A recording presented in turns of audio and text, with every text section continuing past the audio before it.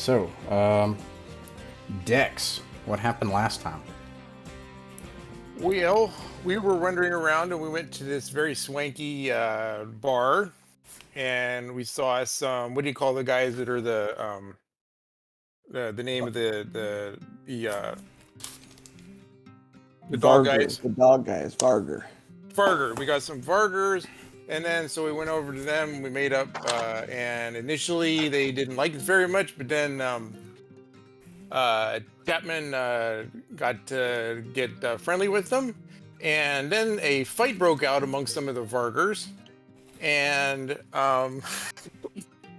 Chapman decked the maitre d', and then the police showed up with guns, and so then they took us to jail, and we were in jail for 5 days. We met several guys in jail. We met but the most important ones were the Third Imperium merchant, who, and I wasn't clear exactly how it worked out, but apparently he was an agent for the what's the name of the what's the name of the faction against the Varger faction? The McClellan Industries, the mega corporation. So he was working for McClellan, right? Mm-hmm. And before we knew this, we needed to get out of jail, so we didn't want to owe money. So we convinced him that if we protected him in jail, that he would allow us to use his what do you call it? The attorney. The lawyer for free. But then we find out that the lawyer was actually working with these McClellan people and everything, and so then they canceled all our debts and everything, and we got out of jail. But we had to sign an affidavit stating that all of the fault of everything that happened at the bar was due to the Varger, which wasn't entirely true. And so that's where we're at. So we just got out of jail. And then I guess we've been wandering around for a week. Yeah, that's about it. Right now we're waiting on my contact, who's going to give us a really sweet job here. And I think we made some money too, right? Didn't we? We bet on the drinking contest. Actually, you lost money because you paid for drinks and food for everybody at the table, including all the Vargers. Yeah. But I think the betting paid for that, if I'm understanding correctly. I think we might have just broken even. That's why I was wondering, because a couple things happened, and I wasn't really clear exactly what was what. We won 200 each. Dex and myself won 200 each, and then I thought all the drinks and everything was like one something, because we agreed to pay Chapman's bill to because he was part of it. So I thought we were still up a little bit. We'll just say, because I don't have the notes and I don't have any note of the betting, that's probably my fault. So we'll just say you break even. But anyways, here you are at Starport Liberty, and it's been a few days since you got out of jail. Jackson and Cleon have rejoined you. It's supposedly your contact. This was... Whose contact did we say this was? Mine. Dex's? You said in the server. All right. Dex. That's right. Because you served together. So, Dex, this contact you have in the scout services supposedly should have come back into port by now. So he should be at the scout service office. So you're at your hotel. Don't worry. I'm not going to make you pay for 2 weeks of a hotel stay where we didn't adventure. But so you kind of broke even with all the gambling and everything and getting out of jail and stuff. And Cleon and Jackson join you. Hopefully your contact's waiting there at the office near the Port Authority. Okay, so let's go to the Port Authority. Is that all right with everybody, or do you want to do something else first? That sounds good to me. Sounds good. Figure out who this contact is. Yep, sounds good. All right. Let's see if anything happens on the way. Nope. Nice, safe, easy stroll. Starport Liberty today. Everybody's either Looking over my shoulder the whole way, though. yeah, and it's a sleepy morning at 06 local time. Probably everybody just went to sleep recently for people that came into port here or visitors and tourists. And you make it over to the Starport Authority area where all the admin offices and Imperial offices are near the hangar. This is where the bar was also. So you go back into one of the back areas where they have a bunch of different offices, and you see really plain, boring, like imagine gray walls and fluorescent lighting with the cheap, paneled walls, wall paneling, and then make it to a door where there's just a printout that somebody has like stapled or tacked to the door that has, Starport Authority Flammarion, IISS, Imperial Scout Service Director. Anders Kasari, Director of Scout Services, Flammarion.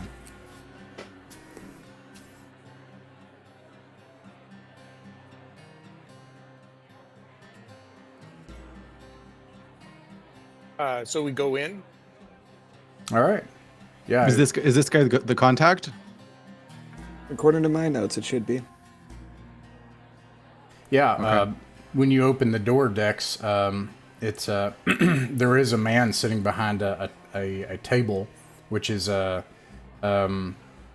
cheap office furniture and does not have an office chair. This looks very temporary or rushed or that it's been installed recently. And when you enter the room, he recognizes you. Actually, he has to kind of like squint at first. It's been 5 years. Probably for you, it's been 6 years or 7. How many terms in the Navy did you do? You said you were in the Navy. 3. 3, yeah. So it may have been 6 or 7 years. And however, since you've left the Navy, if you're like me and you've changed your grooming style since since those times, he has to kind of squint. And he's like, "Is that Dex?" That's me. Ah, Dex! He comes over and slaps you on the back, shakes your hand and stuff, pulls you in the office. Oh, Dex, it's so good to see you. Who are these people? Are these your friends? Is this your crew? Yep. This is Chapman, Books, Cleon, and Jackson. Okay, welcome. Come on in. Come on in. Take a seat. And he goes to his seat. There's only 3 chairs in here. They're like, I can't think of what they're called, but like cafeteria style chairs, like just metal prongs, and then that you sit on, and then everybody else has to just awkwardly stand. And he says, so I heard about your ship, Dex. I'm really sorry about that. That happened to you. Yeah. So, yes, it was very unfortunate that incident with the asteroid. It didn't come out as well, but we're hoping to get it all fixed up and straightened out as soon as we can here. But in the meantime, we're going to need a job and a ship and everything to earn some money. Well, straight to the point. It's been a while, but the wife and the kids. Oh, she left me, Dex. Oh, that's too bad. Yeah. Well, Kind of knew that was going to happen anyways, didn't you? I mean, he laughs. I mean, come on. I'm here in Flammarion in the Bowman Arm. This ain't no place for a family. Oh well. Well, anyways, yeah, I have work for you. I've got work for all of you.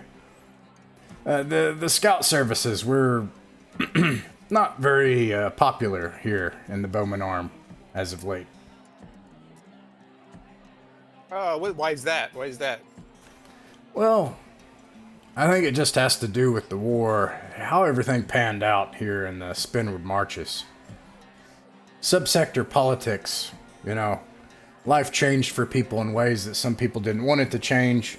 Other people wanted things to change and they didn't. Some people aren't fans of the Imperium here. That's understandable. So, what's the nature of this employment that you might have for us? Right.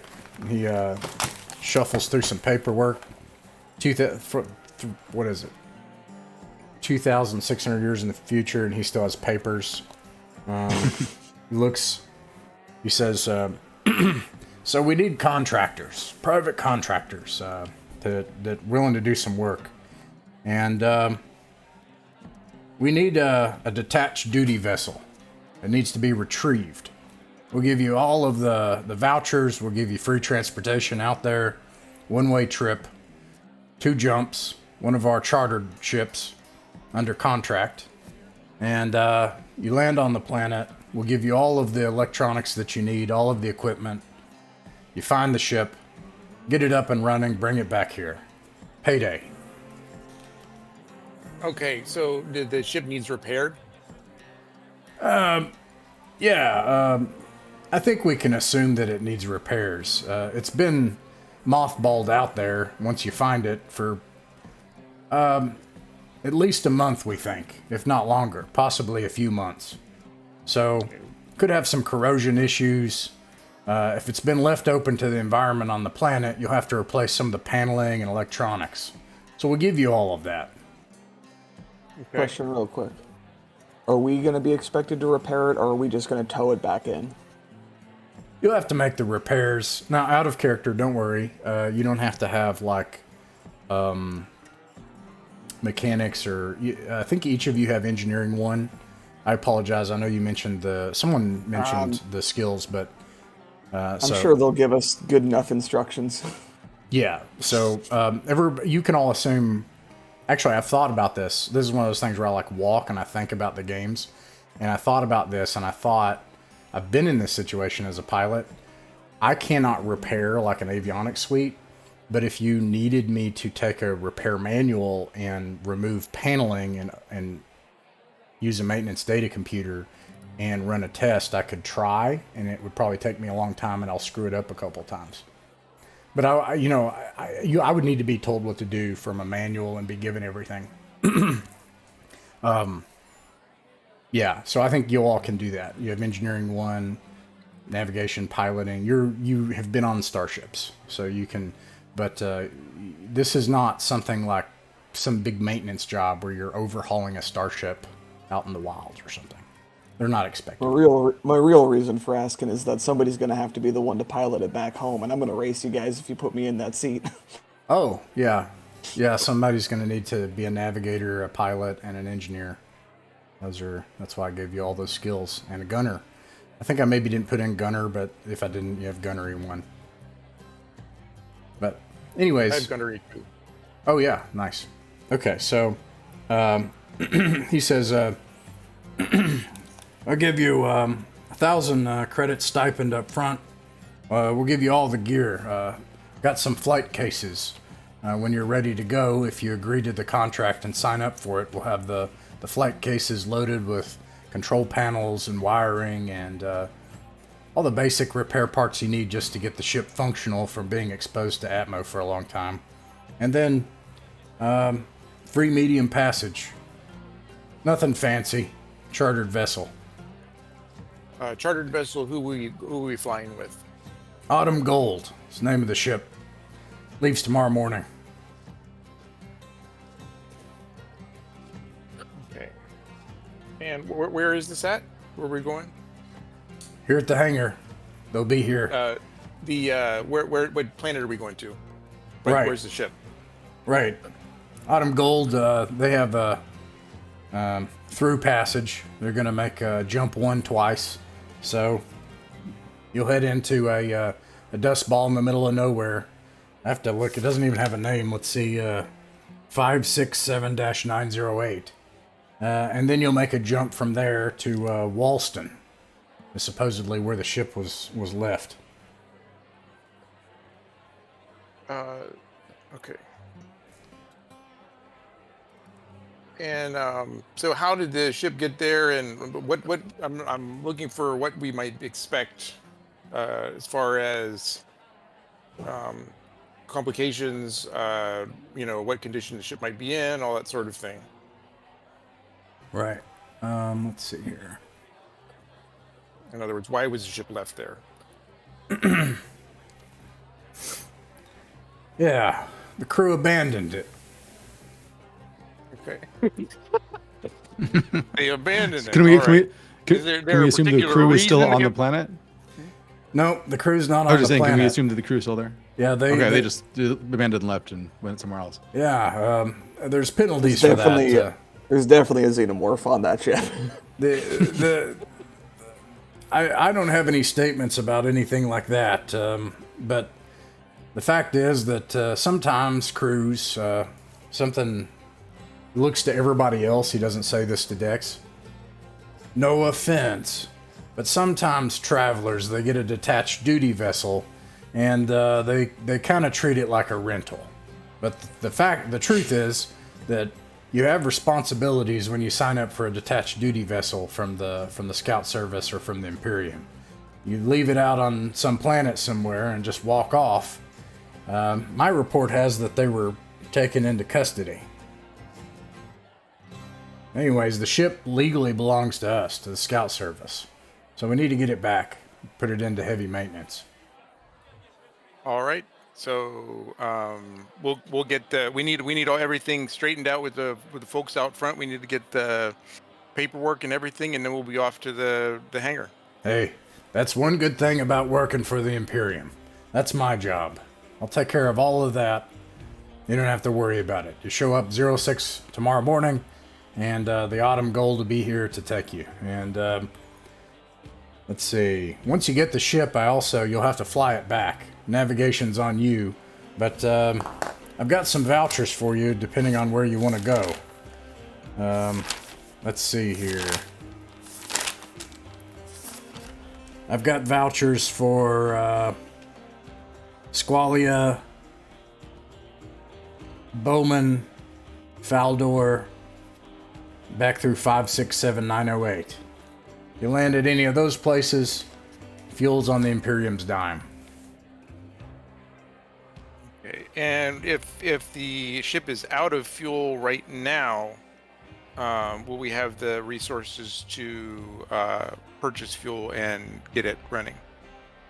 Yeah, we'll make sure you have a voucher for the starport in Walston as well. Right. All right. So what does everybody want? Everybody want to? We're going to go to the next morning then, or are we going to do something right now? You got anything? Okay. Do we happen to have a sector map so you can see like where these planets are relative to each other? No. Okay. How do I assume later we'll get the skinny on the planets that we have the vouchers for, so when it's relevant, we'll make a decision together. Yeah. Although, Okay. I do recognize Bowman is where the Varger last session told us they were doing work, and we might not be on the best terms with any of them anymore. Oh, that's good, James. I think what I'm going to do is create a player-facing traveler map, but it's going to... I won't get into it right now, but the thing about Traveler is that they don't describe space in 3 dimensions. They only describe it in terms of your jump capability. So a hex is 1 astronomical unit, and so which is 1 jump for you. Or if you have jump 2, it's 1 jump to do 2 hexes. Anyways, so I would describe it like a hex. I'd say, hey, and then you have coreward, rimward, spinward, or trailing and spinward.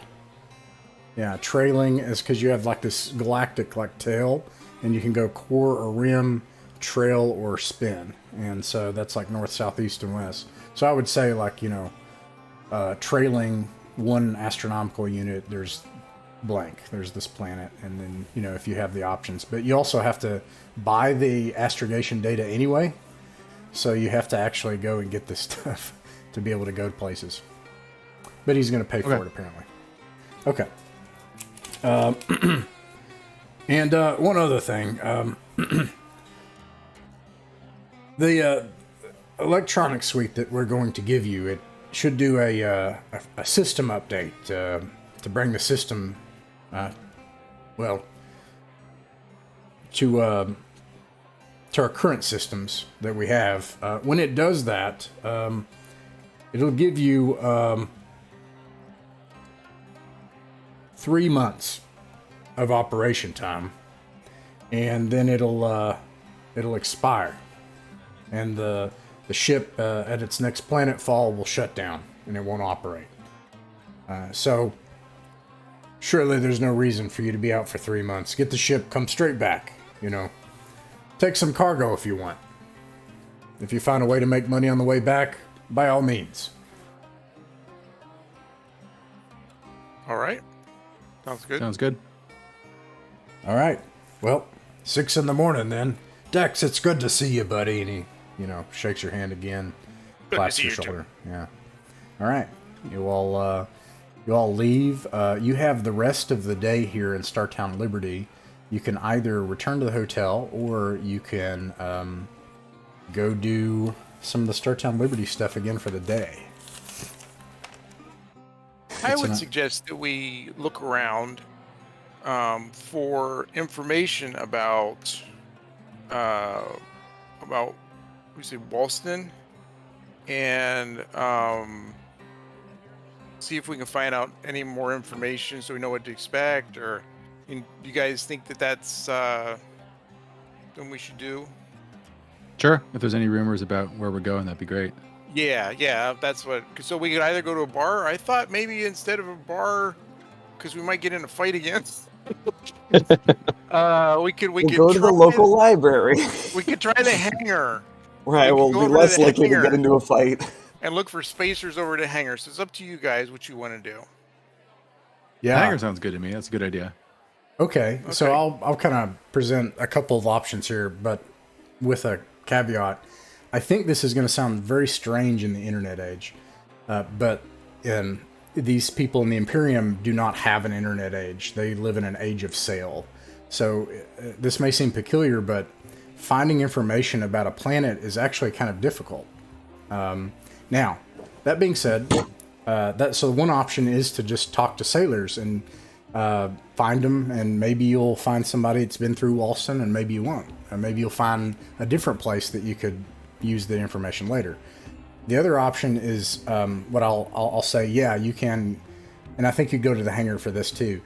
Try to find a ship's data computer or terminal.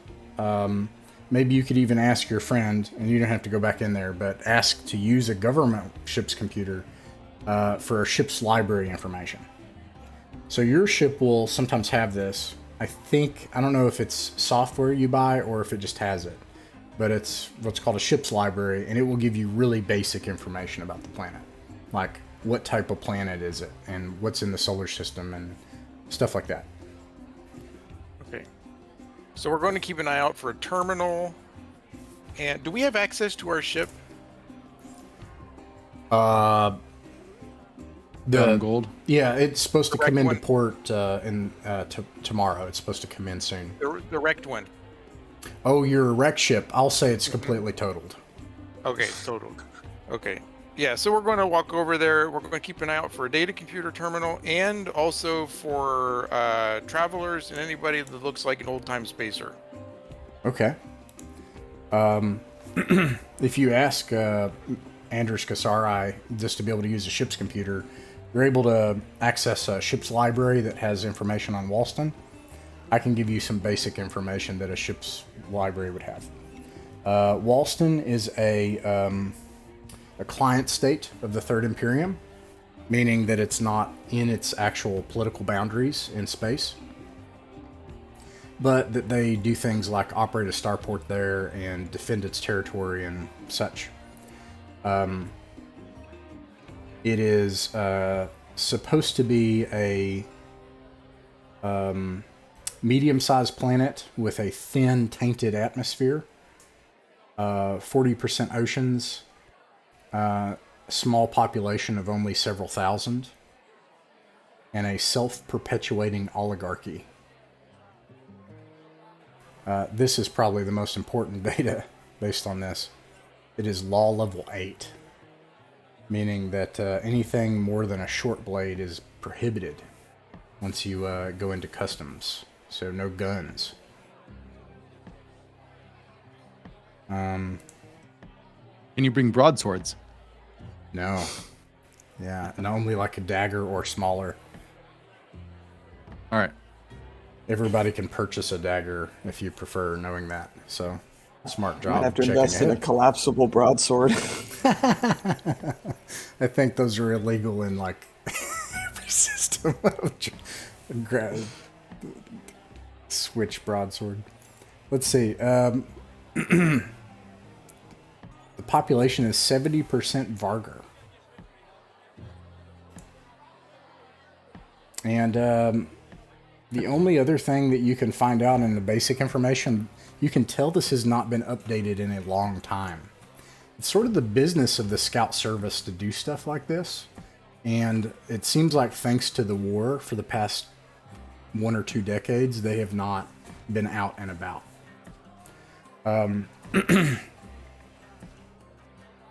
There's one other thing I was going to mention.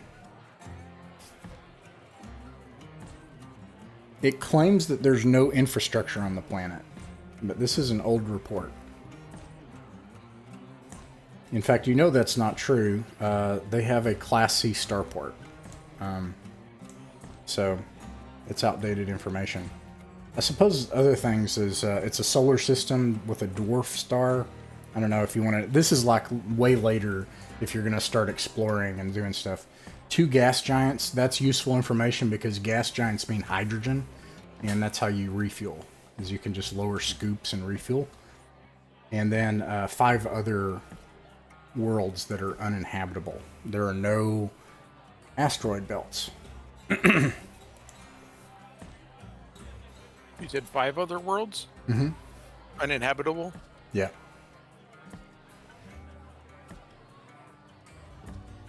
So you said it had a tainted atmosphere, so we'd have to assume that we'd have to wear masks or something? Yeah, that's another really good find.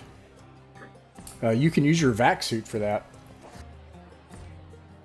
Okay, so tainted means like poisonous, not just like not good, something good for you. It could mean a lot of things. Like, for example, because it's a thin atmosphere, it may be that the atmosphere carries... Well, it could just be this. It could be that there is a large amount of particulate in the air. Or it could be that the air carries too much oxygen. You could become hyperoxic or some... so it doesn't necessarily mean just poison. It just means that if you breathe it in, you're going to get sick eventually. But anyways, I believe your vac suit has 3 hours of oxygen, if I recall correctly. And then you go into an area with O2 and it'll get its O2 back. Okay. All right. So we're looking around for the starport and for sailors, Okay. travelers. Do a check here.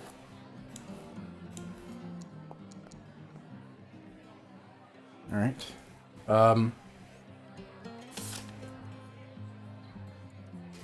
It looks as if the hangar right now, it's not that it's vacant, but it is fairly early in the morning. Uh-oh, lost internet.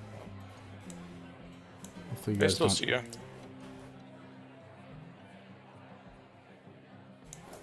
Interesting.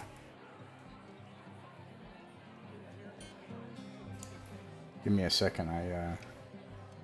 I lost it on this computer. I hope I don't lose it over on that one. Okay, it's coming back. Okay. It's not that the hangar is vacant, but it's early in the morning, so the people that are here right now are working. There are crews. The ships have not come in yet. Other ships are leaving hurriedly. Other dock workers and ramp workers and stuff like that, they have not come in. And besides that, there are work areas where, like, hey, like employees only, like they don't want you to just come in and bother people that are working too. Okay, so there's basically nobody there. Is that what you're saying? That you could talk to, yeah, right now. Okay. This takes All an right. hour as you look around, but you did gain access to a ship's library, basically. Okay. All right. Well, the bar then. Sure. What do you think, Jackson and not Dex? Sorry, Books. Yeah, it sounds like a good idea. Go to the bar. There's no warning. May as well see who's hanging out at the bar. All right. We do a check as you head to the bar. And so you leave the hangar, you start walking into the bars. There's like a tourist trap area. Like I said, you go past the admin offices and where the hangar is and the Starport Authority. And you go into where all the tourists and travelers and stuff go and hang out. And I'm going to offer you a choice in a second that is basically, do you want to go to a swanky bar, a bar, or a dive? We want to go to a dive. Is that all right? Yeah, you can go to it. You can do that. Yeah. A sailor Feel bar. free to object, but Yeah. we didn't have too much luck with the swanky bar last time. Let's see here.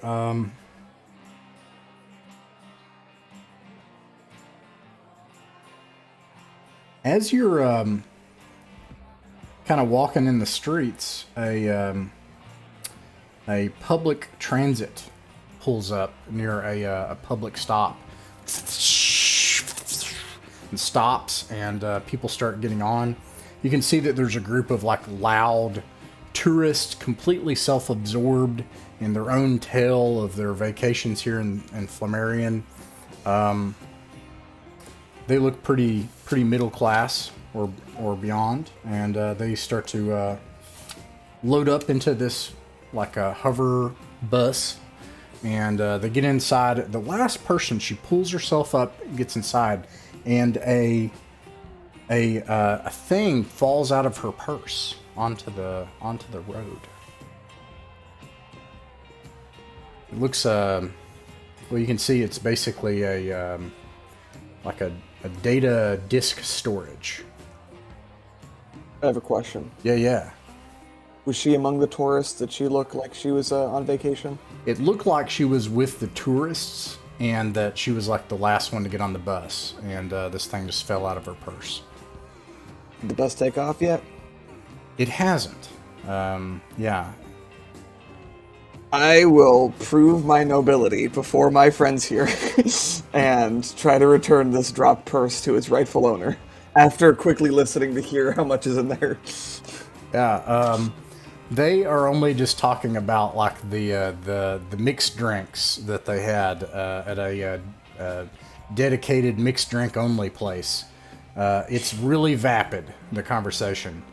Roll a 2d6. What's your social? My social is low. It's 7. Oh, I guess it's average.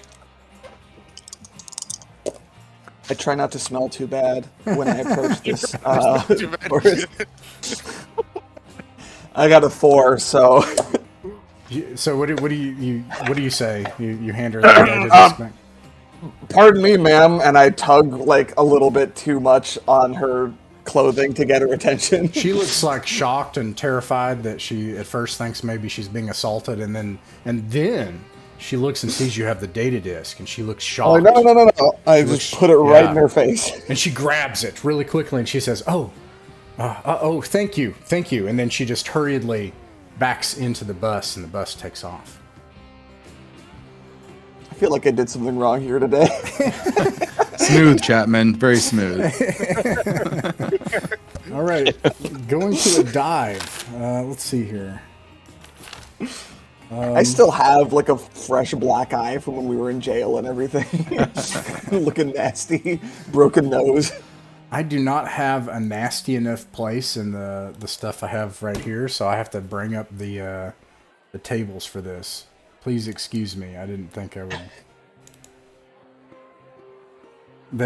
It has tables specifically for like, are you going to a nice place? Or are you going to a bar? Are you going to the worst place possible? So I'm curious to see, and I want to see it. So let's see here. Here it is. I didn't necessarily mean like the worst place possible, but you know. You said a dive, so I'm gonna go to that section. Divey, just like that, If there's laser fire and stuff coming from it, we probably don't go in,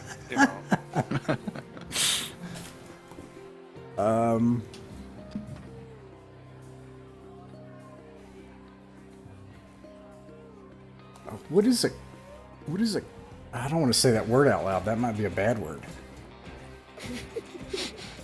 Is it at least like a space bad word?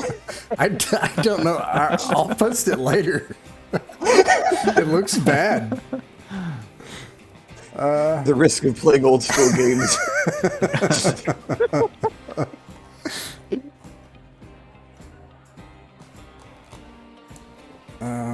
Give me a second. I'm going to find the bars. Here we go. Bars. And we're going... They actually have 4 different kinds. But you said dive, so I'm doing dive. So here we go. Should be fine. It may be fine. Nothing. Okay. Yeah. Okay. So, you find...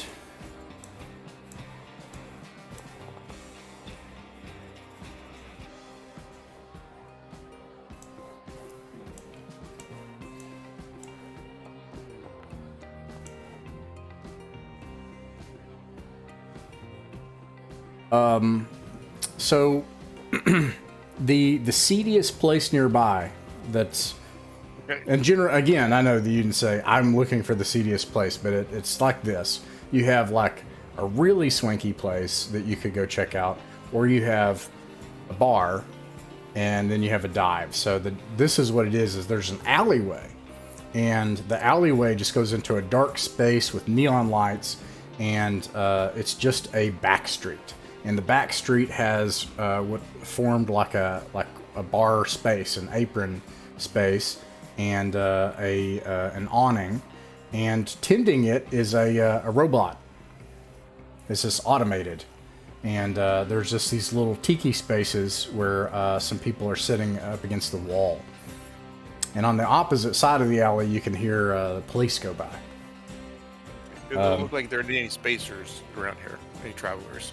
You look around for an hour, you don't see any travelers. These just look like locals that are actually at this dive. Okay. So should we talk to the robot barkeep, or do we go one somewhere else?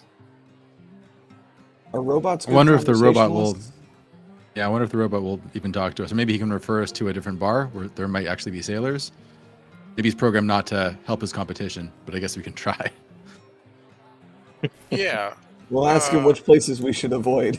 If we don't want to run into anybody unsavory. That's what we should do. Yes. So I'm going to go buy a cheap drink. That's great. Like a really cheap drink, and then I'm going to ask him. I'm going to say like, "Hey, we're new here and we're on vacation and everything. We don't know the place. So but we really want to avoid trouble. We don't get into trouble. So what places do we avoid if we don't want to run into any travelers or spacers?" Yeah, we got on the bus and this one really gross-looking traveler tugged on my coat, and I got the heebie-jeebies from it. We got to steer clear of those guys. Let me see here. You go up to the robot, and he's like, "Hello, honored visitor to Flamirian. Welcome to our beautiful tourist attraction, the Jewel of the Bowman Arm. Can I get you a drink?" It's like this is low tech level robot. This is a step up from a vending machine that talks. Okay. All right. So I buy a cheap drink. It says, "We have a broad selection," and then it turns around and there's literally 3 things. You have one is in a tin can, with That's like the one I want. The one in a tin green can. substance with like crispy chunks in it. It's What's a the what? local flavor. It's got Oh, a green substance with crispy chunks floating in it. That's fine. All right, you get that. And he says, he looks and then is like, "Are you a veteran of the Imperium?" No, why would No. you say that? Veterans receive a 10-point or a 2-credit discount at at gosh darn it. What? At at Lynn's vendors. Then vendors. Yeah, she probably goes around and just plops these robots down. It's passive income. Okay, so we asked the yeah. So then we asked the robot again. Did the robot not understand this the first time, or is it just not? It's not going to answer. That's 3 credits though. So Oh. yeah, because you don't have the I discount. plugged down 3 credits. Okay. And then it goes, "Welcome to Lynn's Vendor and our beautiful Neon City, Startown Liberty." All right. So I take the drink and I throw it against the wall. Put it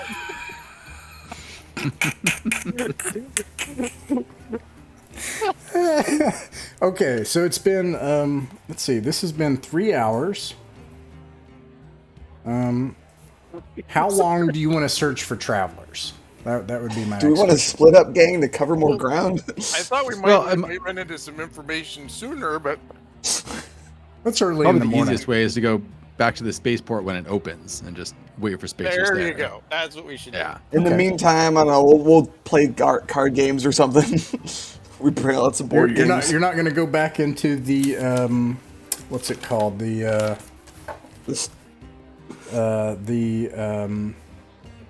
crap. What's the name of this bar?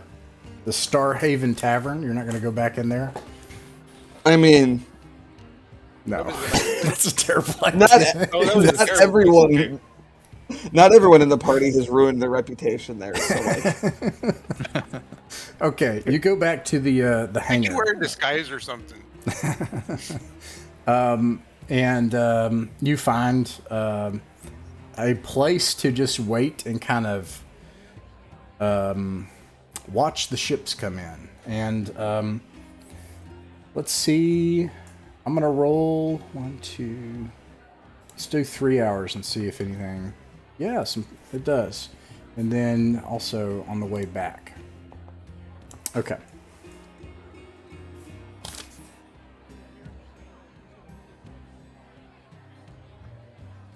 Okay. All right. First of all, it's a depressing 3 hours because the other people that are watching ships come in are like people looking for money. And when you first come up, someone's like pulls on Books's arms like, hey stranger, you got any credits? It's like a middle-aged woman. No, I do not give any credits to this woman. Oh, I understand. I just have a family here with kids. They're hungry. You know, I've got some medical bills. I've just, you know, and she starts weeping a little bit. But, yeah. I just give her a dirty look, try to intimidate her a little bit, Nice. keep her moving. She's going to stay here with you all. Obviously not like in the same area. So roll a 2d6. That may work. Nice. Yeah, she knows that like you can smell her bullcrap. That this is like a panhandler. You know the difference, and you can and she can see that you see that, and she just like walks off, and leaves the place. Suddenly she's fine, and anyways, you all pop a squat, and what's really depressing is the other people that come here are much like this lady, and they don't even ask you for credits. They assume you're here for the same thing. For the next 3 hours, until finally ships start coming in for the day. And a merchant, let's see, this is a...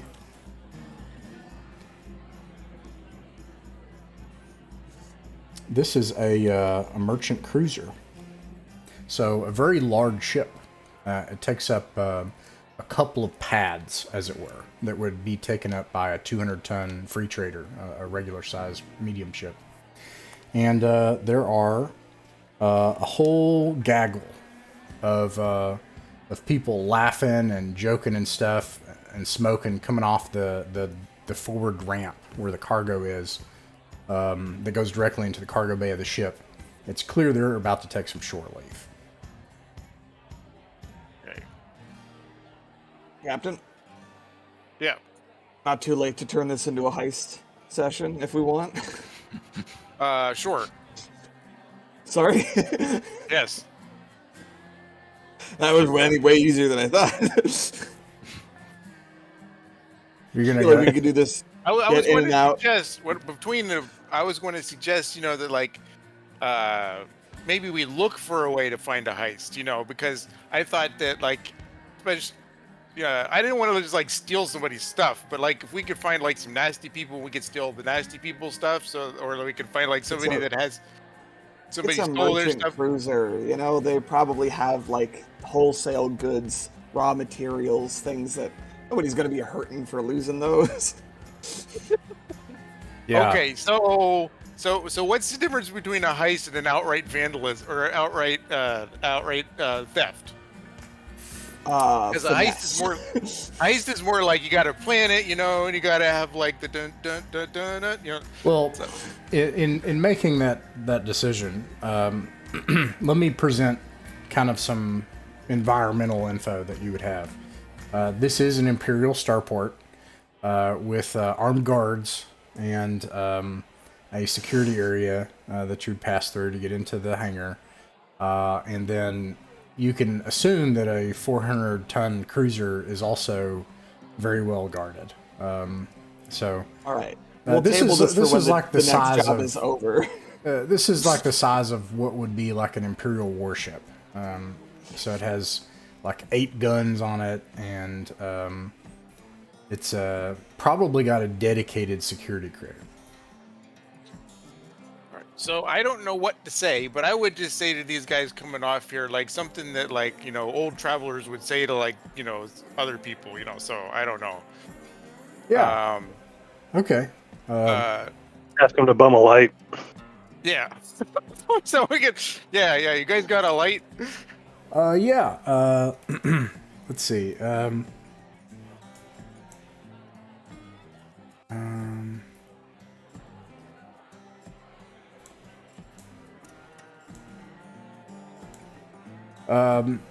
The first person you run into is a woman, and she says, "Yeah, I got a light. Oh, you're travelers, aren't you?" And she lights your cigarette. Oh yeah, sure, we're travelers. So where you guys been? Where you coming from? Yeah, we just dropped off a load of ore. This McClellan contract. Whew, this is great. This is good stuff. Oh, you like the McClellans, hey? Yeah, they're doing. Yeah, they seem pretty good. We liked them. Oh, you've done work for McClellan too. In a manner of speaking. Yeah, they're it's great. We're doing local belt runs for ore. Don't even have to enter jump space at all. Just take our time, take the cruiser out into the local system to the belt, load up on ore, come back. They're paying big time. It's a great contract. I don't know if we're going to get to keep this contract though. I think it's going to be a seasonal thing. All right. Well, as long as it's working out for you now. So do you have any? Have you recently been to Sandilla or Bowman or Faldor recently? Or heard any news from such places? Let me do my Or Walston. chaos Where we're die going. here. Or Walston, yes. Or Okay. 567-908. We've all been there, right? Yes. Okay, yeah. So you are like, hey, tell me about the Bowman systems, and if have you been there? Is that because you basically named like a whole bunch of them, right? Okay, yeah. Let's see here. 1, 2, 3, 4, 5. 1,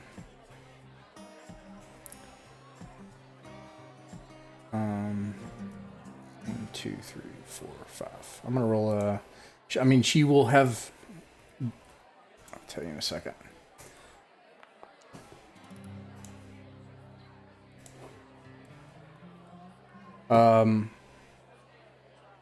Okay. She says, "Oh, oh, you're gonna do some work out in the Bowman arm." Is that right? Perhaps we were considering it. Well, I've been doing work just here in the local system for a long time now, so I can't really tell you much, but I will tell you. I used to go. Let me see if they have a something for this. None. Okay.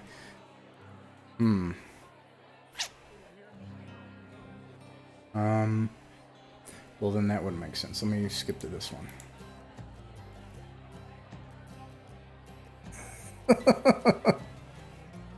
This place is in the middle of nowhere. I mean, this whole sector.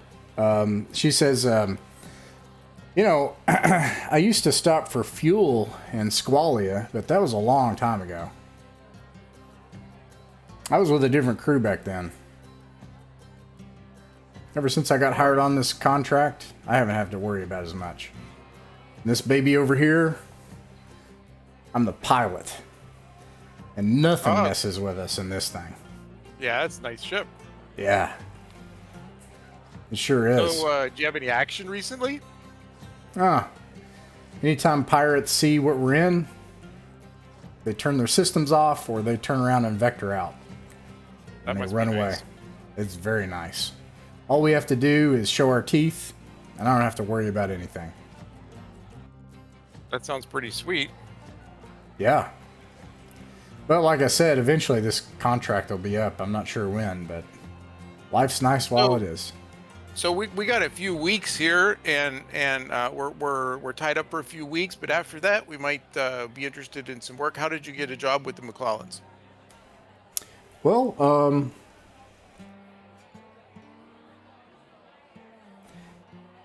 I think they were trying to open an office here and gain some of the apron space on the hangar. But if you ask me, I don't think the local Baron really wants them around here. I think that I think they're getting squeezed out. I mean, you didn't hear that from me, but I think it was just a lucky opportunity I had. I think the company tried to come in and set something up, and local interests are trying to push them out of here. So are they succeeding in getting in here, or is there still kind of like tension with them and the authorities? Yeah, I think the latter. I think they're getting pushed out of this place. I don't think they're going to be around. That's just the impression I get.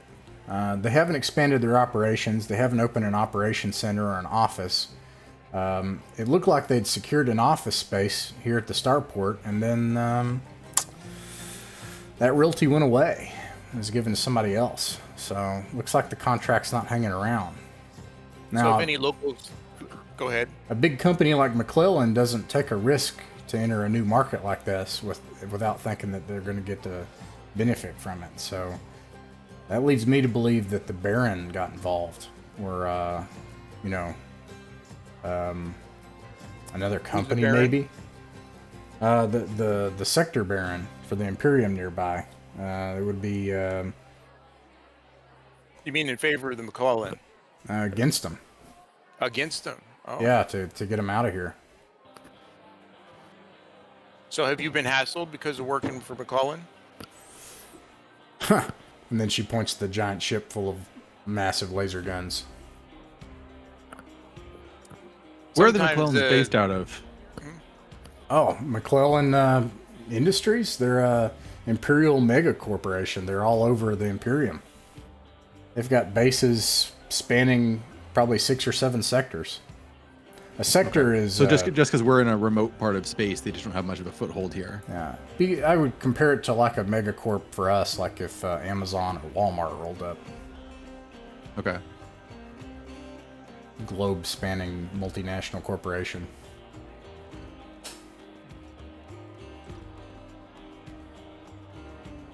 So she's never been out to, was it Walston? Nope. Too remote. Okay. Information's hard to come by. Sure. Generally speaking, there's a little bit of an element of, oh, I've got the information, now I go act on it, and then you go to the next place and you get the new information. There's a bit of an exploration element. Or at least that's how I'm kind of doing it. Sure. Okay. So should we inquire about the Baron somewhere, or about the McClellan, and see if we can, maybe we could look on the computer, or find out some local information like a newspaper or something like that? That sounds good. Is a Baron in charge of just like one system, or is it like a bunch of systems, like a whole sector? A Baron is, I think it's the largest political entity short of the Emperor. So a sector. Oh, wow. Yeah.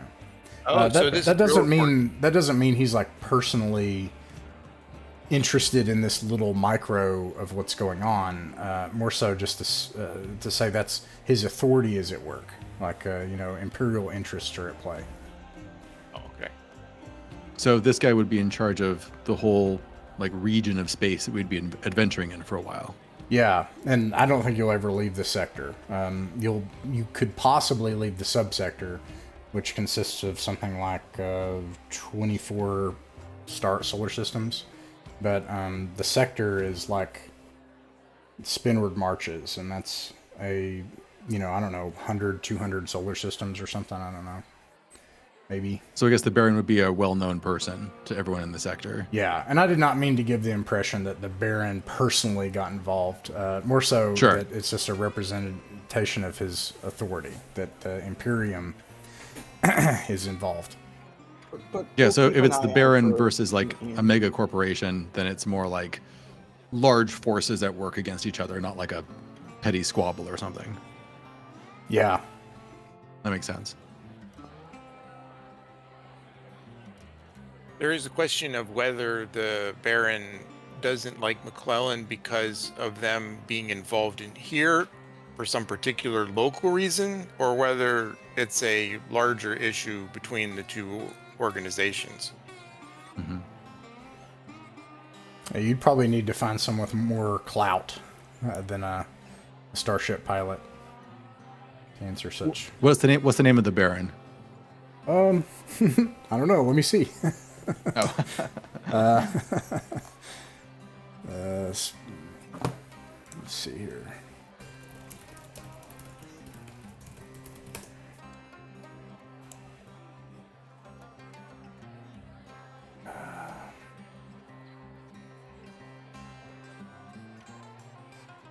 I have the minor nobility. I'm trying to find.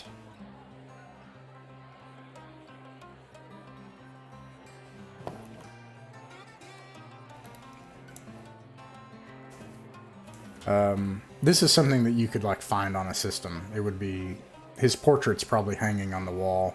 Let's see, the Emperor Gavin. This is the Emperor. Trying to find. That's funny. Not a name I would imagine for an emperor. I apologize. No, that's totally fine. It makes it funnier. Emperor Gavin. Strikes fear into the hearts of stout. It's the Dune influence at work. You got guys named Paul and There you go. Duncan, Idaho. Yeah. Duncan, Idaho. Yeah. A British company owns the IP now, so I don't know. And they've had it since Mongoose First Edition, so maybe, and that's some of the lore and stuff. But anyways, I apologize, but I am not sure right now who the Baron is. I believe it's actually Gavinus. Okay. Yeah, if you want information, here, first of all, you can just like go to the hotel and then we can hit the ship. But so it's a matter of taste. Are you having fun hitting bars, gambling, interrogating spacers, and getting hawked by, bums and people wanting to sell you things and stuff. And I have a massive list of like areas and encounter tables, and I could do this all day. Like we could just explore. I will say it's hard to find that person who's been to that one planet in the middle of nowhere kind of thing. That's like a problem in the setting, just to be clear. I know it seems odd because in D&D you can ask somebody about what happened in a town over and eventually you'll find it, right? But in this case, it's not, you can't find it. I'm rolling for it, but it's not just, it's not automatic. Captain, I'll voice my input. As long as we keep doing this, I will keep taking notes, just because it will, eventually building this three-dimensional picture of the campaign will pay off later, I assume. Knowledge is power. But for now, I got a hankering to do some adventuring. I kind of want to get into space. Yeah. Yeah. And no Definitely. pressure either way. Anything you all want to do. All this gravity's getting to me. I agree. To be honest. All right. Let's get up there. Okay. Sounds good. Well, I'm going to make one roll for going back to the hotel. This now is the 7th hour of the day. Nothing happens, and then one roll coming back to the starport. And that is the next day in the morning prior to 0600. All right. So you make it to the starport on your first day of the job, and you find that you have waiting for you all of the clearances and tags and everything to be able to go through the secure area and take all your equipment. And you have somebody who you first of all, you had to have signed the contract. Does everybody agree to sign a contract with the Scout Services? Okay. What are we signing? You look Read the fine print. you look We're at just you look like, at what what you're are we reading. doing, right? There's nothing more, right? Yeah, that's a good question. So let's see what you. We had a lawyer for one session. I will not assume the privilege of that any further. I'll sign whatever. Yeah, I'll sign. We're in indentured servitude now. Yeah, basically it just says that you're responsible for the detached duty vessel. So like you are now officially the crew of, and it has the vessel's name. It has it registered by its transponder, kind of like this is something that can change, but it's been this way for a while. It's the S as in Sierra 001642-C as in Charlie. That's its serial number. And then it has abbreviated almost like you would have on a tailgate on a car, high and dry, which is HIGH, and then just the letter N as in November, dry. Okay, Sierra is it like for S, or is that an actual word? S as in Sierra, S 001642-C. Okay, so I'm ready to get on the high and dry. Well, this is the contract you signed the day before. Or meet the guys that we're supposed to meet here. Okay. So Yeah, the other thing we're that you signed. the Autumn Gold. Okay. Yeah, Autumn Gold. You also signed for the flight cases. There are 3 of them. They're not too heavy, and it wouldn't be too hard to lug them around with the equipment you already have. And then you come out into the hangar space, and there is a free trader here with its ramp open and its cargo bay, and there's a woman with like what do you call it, like a perm, like curly hair, and kind of a middle-aged, short, stocky woman, and she's directing people to do some things. She looks like she's in charge of the ship. This is the a A2 far trader, so you know that this is the Autumn Gold. It's a free trader. All right, so we go up to meet the captain, or who we assume to be the captain. Okay. She says, "Oh, hello there. You helping load some stuff? You work the ramp?" No, we're here. We're your Middle Passage crew. So Oh. yeah. Oh, mistakes happen. Let's get them into low passage. Come on, let's go. Low Passage? Yeah, low passage means that you get put in a frozen tube and they freeze you Oh, we had Middle cryogenically. Passage. And then you can be made sick when you get out of it, and there's effects from it and stuff. Oh, I thought we had Middle Passage. No? This is, I'm just kidding. Come on, I'm just pulling your chain. Come on board. That's what I thought. That's what I thought. Yeah, come on. Welcome aboard the Autumn Gold. What's your name? I'm Dex. She leads you crew on here. board, and I'll actually switch the scene so I can show you around too.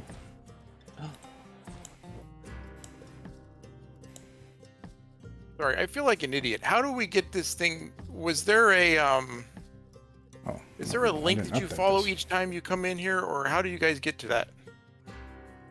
I think I did try to.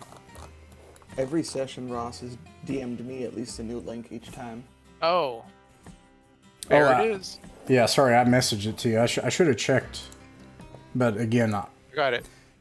I consider the VTT just extra, so it's to taste. This is not a pretty ship. Yes, it is not. So, gosh, Cleon's thing is not updated there. I'm gonna move you all out to the cargo. Move some people around here a little bit, and let's see here.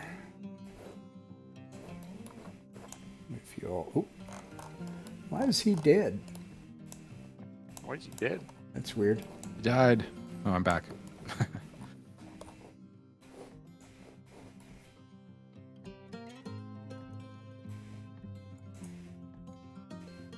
Let me see if it zooms it in when I do that. It does not. Okay. All right. I'll have to zoom it in manually. So, actually, the first thing that happens is you all come in. The ship is oriented with these big prongs up front where you can see the bridge on one side kind of bulging out. I'll actually show you a picture of the ship just so you kind of have an idea. The Autumn Gold is a A2 class far trader. And It looks a little better. yeah, it looks like that. And then between those two kind of bridge prongs, the actual cockpit space on the right, and then maybe a navigation or gunner space on the left, you have that this thing that folds down, which is kind of the main. It's the forward cargo ramp. So that's where she's standing. That's where you enter. She waves on and she says, "Come on, welcome aboard. Let me show you around." And then if you follow her, she'll take you into the cargo deck, which is quite substantial. It can hold dozens of tons of cargo. It's a little bit larger of a medium free trader vessel, and they're loading cargo right now. They have nondescript cargo containers that they're loading that have Imperial Naval serial numbers and symbols on them. And they load it into cargo, and she says, this is the cargo space. Make yourself at home on the ship. We keep things pretty casual around here. And you notice, well, first of all, she says, my name's Mitchie. And you notice also that Mitchie has two cybernetic eyes. Her eyes are not naturally, not biological eyes. And what else was I going to say about Mitchie? Do they look weird, or they just? I can just tell. They look a little weird when you get closer, and not only do they look weird, but you notice that she's kind of, when she talks to you, she stares off a little bit, like she's not looking at you. And she, what else was I going to say? Anyways, she says, this is my first mate, Kelly. Slaps Kelly. Oh, I know what I was going to say. This, she's a 5th Frontier War vet because of that. That would be obvious. And Kelly is a tall, handsome man in a jumpsuit, crew suit, and he smiles gregariously, reaches out to shake each of your hands. He's like, "It's really nice to meet you. Welcome aboard." Welcome aboard the Autumn Gold. So where you guys been? Yeah, we we do trade and runs on charter for the Imperium. We're on our way to Elizabeth, and then we'll make our way back through from there. I'm sure you want to gather information about systems and stuff, so I'll look. Let's see. Is this ship taking us all the way through to Walston? Yeah, so we'll do our first jump into a little Imperial research outpost in the middle of nowhere. It's called 567908. Place doesn't even warrant a name. The staff are friendly enough, though. A couple of them are oddballs, but we'll spend a day there, get refueled, drop off some supplies for the Imperial Scout Service, take on some mail and some equipment, and then we'll do a jump over from there, jump 2 to Walston. You've been to Walston before? Yeah, we go through Walston all the time. Here it's not the most pleasant place, atmospherically speaking. Yeah, well, that's how a lot of worlds here on the Bowman Arm. If you're gonna go out on a planet here in the Arm, you gotta either have a respirator or just stay in your vac suit, and make sure you have an O2 supply. What's the political situation Awesome. there like? Is it a relatively safe planet? Yeah, very safe. Probably safer. And he looks around. She looks at Dex, and looks at Perseus. Says, probably a little safer than you would prefer, to be honest with you. They're it's not the scratch at my wounds. Look, if you're gonna go into Walston, I don't know what your business there is, but you just gotta understand that things move at a different pace in different parts of the galaxy, if you know what I mean. People of Walston don't have much to worry about except their own things. Well, anyways, one family rules the place. Has for the past 100 years.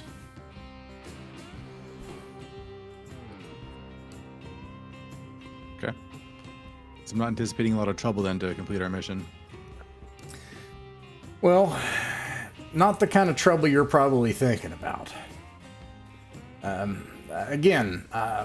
It's just that some people, they're not go-getters like us travelers, if that makes any sense. Some people just like to take things about as fast as the planet goes around their sun. A lot of bureaucracy? Oh, yeah. Okay. I can deal with bureaucracy. Well, that'll be handy. Okay. She shows you, I'll kind of pan around real quick to her tour. She gives you a tour of the whole place. She shows you the bridge, which is located right here. She shows you that they do have 3 different weapons emplacements. She shows you the engine that she's very proud of. It's a J2, jump drive with a jump 2 capability. And the maneuver drive, like most free traders, can only do thrust 1. But that's pretty normal. And then after that, she takes you to where you'll be sleeping. Oops.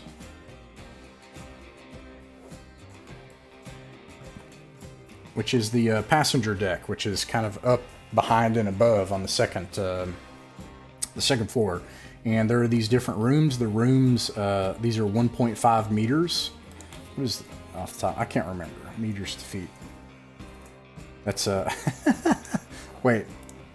Okay, that's not too bad. Okay, 5 feet. A meter's like 3 feet, yeah. Yeah, these are 15-foot long rooms and 10 feet wide. So they're like tiny little dorm rooms. But for a traveler, worse. Yeah, you're used to this kind of thing. And then there's an air raft that is locked in here for emergency uses. And then there's like an open community space. I can't remember what it's called, but like a place where you can hang out with some chairs and tables and stuff. And she says, well, kick back, relax, just let us know if we can do anything for you.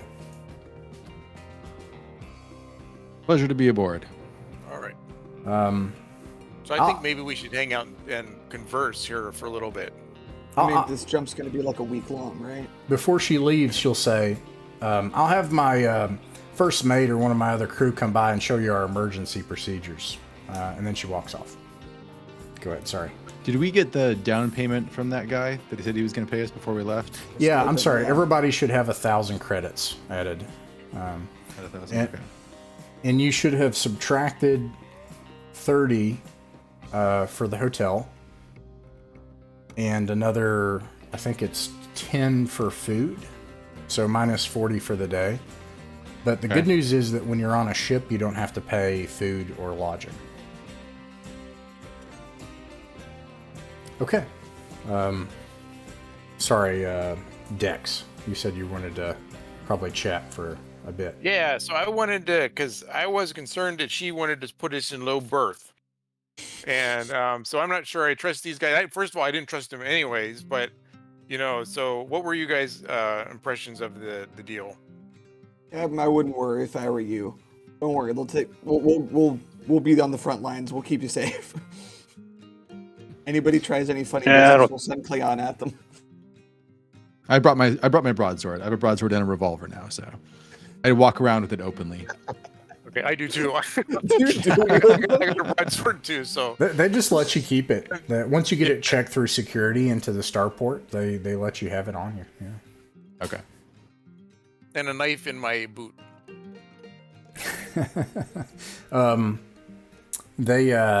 You notice that the ones that are on duty, so there's watches obviously, and the ones on watches both have vac suits on and weapons. Everyone else, some of them have vac suits, some of them have the vac suit, but it's peeled down halfway to where they just have like the pants on, and no helmet or anything. You can see here that there are places to grab a vac suit in case anything happens. If you have an encounter, if they call an emergency and there's an intercept, or you come under fire, or you run into something on accident, there's always a chance. There's a small mathematical chance that the ship could just literally blow up during a jump. So that's one thing. So you have a place where you can just grab a vac suit and get it on if you're not hanging out in one all the time. There's also restraint places. So you see some places where you can strap yourself in because if there's an explosive decompression, you could also go flying. So those are kind of maybe two things worth noting. When it takes off, I decided initially. Oh, sorry, go ahead. Oh, no problem. I was saying I'm going to follow the local custom. If most people are wearing a vac suit, at least halfway on, I'm going to do the same. Okay.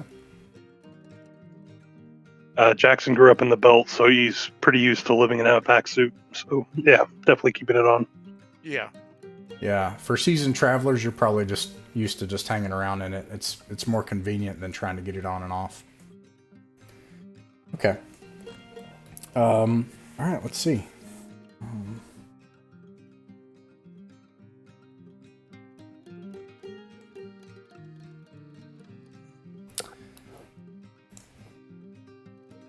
So let's see, the ship. They probably at some point they make an announcement like, "This is Mitchie. Get your vac suits on and get seated in and strapped up. We'll be taking off in the next 10 minutes." You hear that, and you can hear the engines, the fusion drives like ignite and start to sing and everything. It's been a while. It's been like 3 or 4 weeks since you've been on a ship, so getting your space legs back. And you can start to feel it vibrate as they make a final announcement. Crew be seated and crew stations for takeoff. And then you can actually start to feel the change in gravity. The ship has its own local gravity plating. Everything uses this gravimetric technology, and it can be local. So there's no change in gravity, but you can feel like the vibrations and the increase in noise. And then finally, You get the sense, probably deep in your inner ear canal, that like things have changed and you're not in some large body that has gravity anymore, and you're back out in space once again. And this is where I roll to see what happens out in space. It's a nice, pleasant ride, no big deal. And so I won't go over space travel and space combat and stuff right now. When it comes up later, I will talk about it if it comes up. But later on, that will maybe come into play. But for now, after about 20 minutes, the ship is considered safe enough to be kind of in like a local system cruise. It's going to take it several hours at least to get away from Flammarion to be able to be at a safe jump distance. And they might even add a couple of hours to that. So she clears you all to get up, remove your straps, and if you want to take your vac suit off or any part of it, you can do that. And you've got several hours, and then probably after 5-6 hours, she calls you back to strap back in, if you're not, and you enter jump space.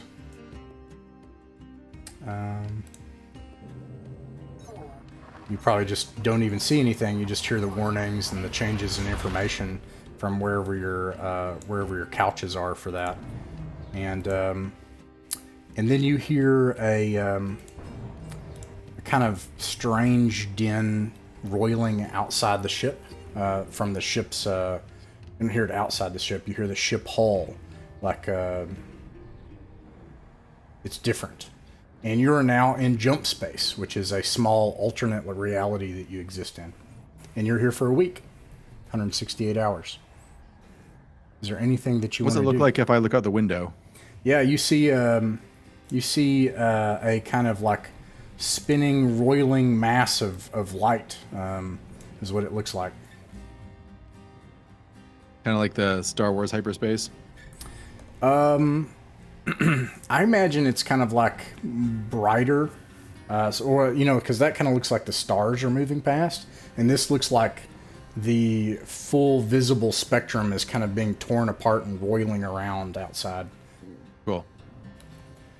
All right.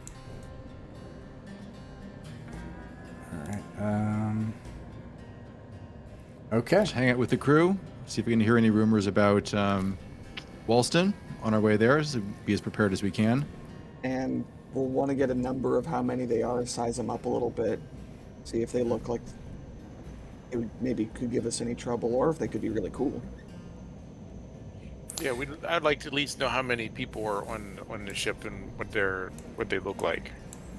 2, 4, 6, probably 9 total crew members.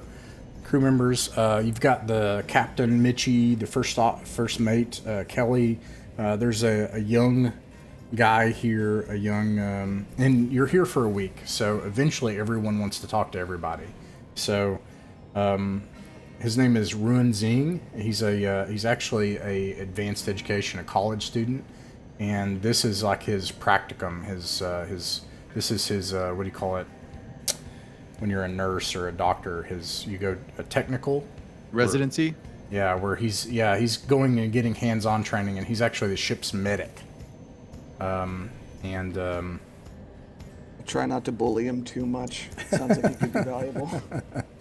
And then there's a real big beefy guy, and the other thing that you learn is that these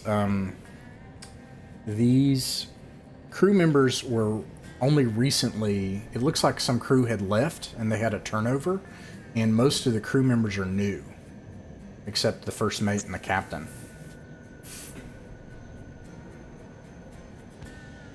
Ask them if any of them know what happened to cause that turnover. Why'd everyone leave? Ooh, who do you ask? The young kid, the first mate, the captain, one of the randos? I asked the kid, just, if he's heard anything. All right, roll a 2d6. Does my social help at all? Yeah, what is your social? 10. A 10. Okay, yeah, that would make a big difference. I rolled an 8. Oh man, okay. He looks really nervous when you ask him that. And he,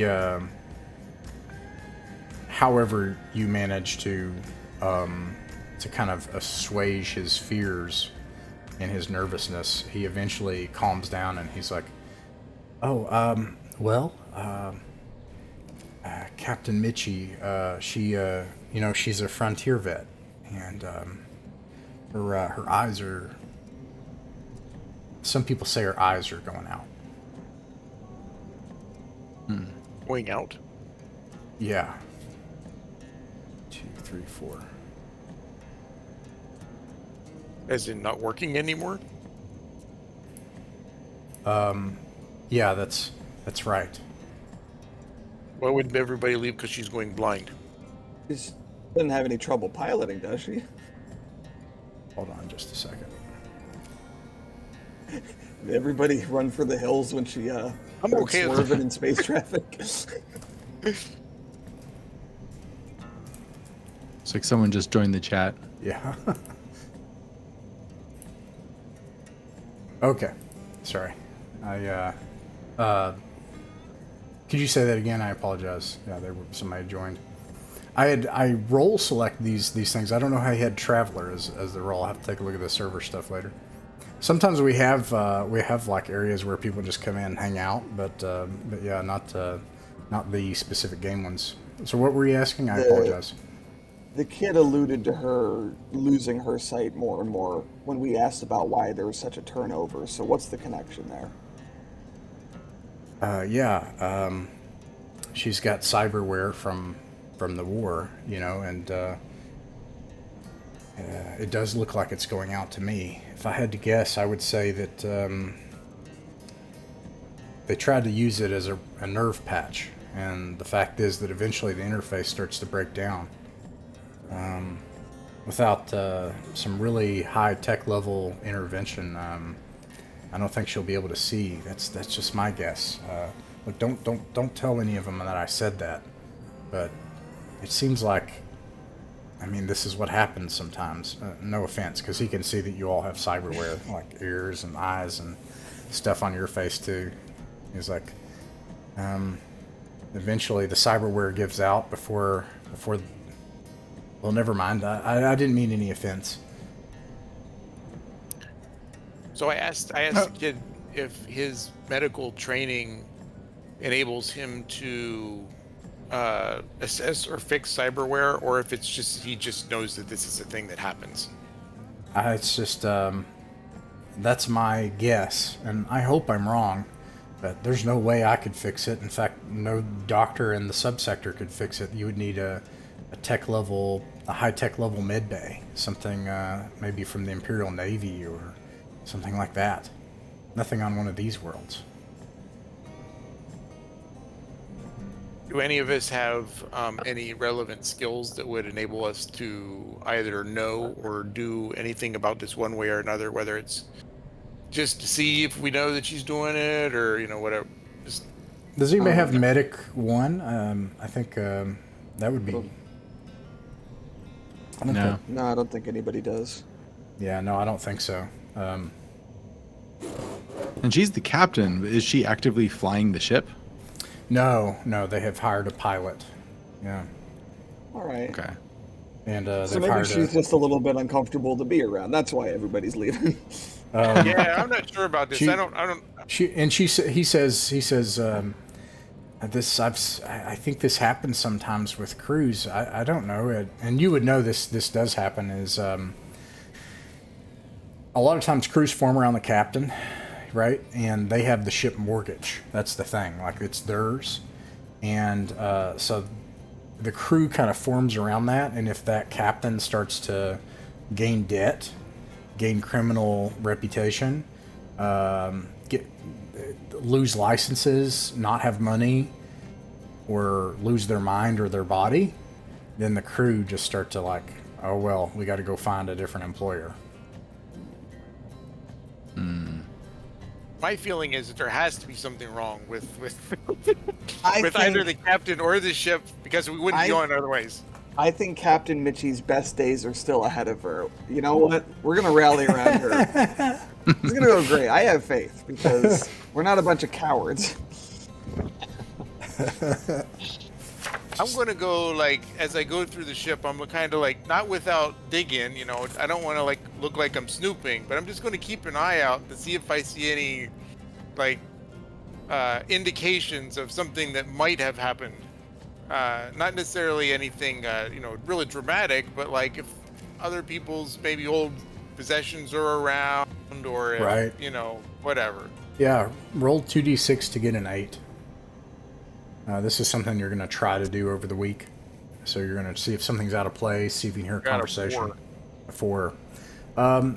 Nothing more than what you already notice. It seems like she's still running the ship and the crew fine, and it's still things are still operating. Right. Well, we can talk to the first mate. Right. What about what about Jackson or Books? Do you guys want to talk to one of the crew members or the first mate and kind of scoop up some info, or just cut it up with them, or see if they know anything? I mean, my social is very low, so I don't think I would get very far with that. Oh, But I think as a group, don't we feel should. constrained by your characteristics at all. You can if you approach somebody amicably and they're amicable, then we won't make any rolls.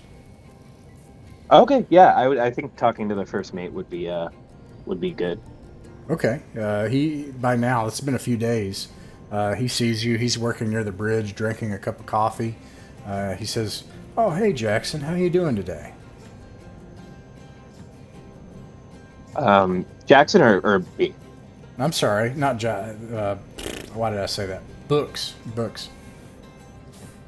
And okay, so I kind of glance over at him and I shrug, and then I gesture for to see if he'll share some coffee with me. Yeah, let me make you a cup of coffee. How about that? How do you like your coffee? You want to sit in the briefing room? They've got like a crew briefing room on the near side of the bridge, near where the comms areas are. It's probably one of the nicest areas in the ship. This is somewhere where they could negotiate job contracts and stuff like that. It's got the cushy chairs. He's like, take a seat. Yeah. How do you like your coffee? Black. And I get real comfortable. You know, I'm thinking about putting my feet up, but I decide that's probably a little too much. But I definitely stretch out and get relaxed, and then I'm kind of just staring at him. He says, I got this coffee, believe it or not, from Dahlia. So that it is good. So black is a good choice. And he brews it up, and you can smell it wafting in across the briefing room for you. And he's like, so what can I do for you? So I'm trying to stay as long as I could with just staring at him and not really saying much to, try to intimidate him somewhat. But I smell the coffee, and I'm like perplexed by how good it smells. So I do let a little emotion show that I'm pleased, and then I say thank you. So why don't you tell me what's going on here? And I leave it kind of vague. Oh, what do you mean? Oh, you mean the job, the contract we have with the Navy? Well, the job, the captain, the ship, all of it. Oh, yeah, Mitchie. I've known Mitchie for probably 10 years now. We served together. I can see that you were in the war too. Yes, yeah, I was, and I know what it's like when you serve with someone. Sometimes you give them chances or trust that you wouldn't normally give. Now, so 10 years, wow. How do you think things are going with her? Do you trust her still, or are you just kind of hanging out because you've been along so far for the ride? Well, you know what they say, space is awfully big and friends are very few and in far between. So, I don't think I have any other closer friends than Mitchie. I trust her with my life. I don't know that I could say that about any other person. I get it. No offense. I get it. I mean, the crew's great. Don't get me wrong. We vetted them. You can trust these folks. They're good. They're good. They're good crew, and we pay them well. But yeah, I think it's a simple thing. Except we lucked out on this this government contract, and we truck back and forth toward the what is it? Let's see. Oh, I have it right here. The map is helping me. We truck back and forth,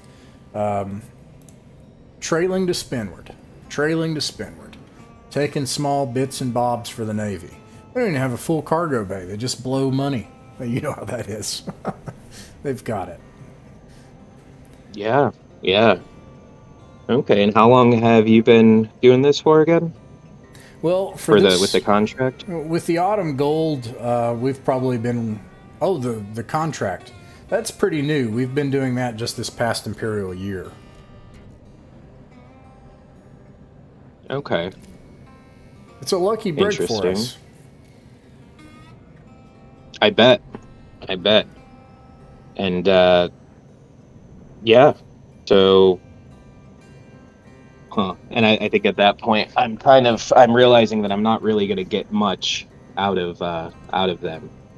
So I just kind of relax a little bit, wait for my coffee. All right. He gives you coffee. The coffee is amazing. Oh. Yeah.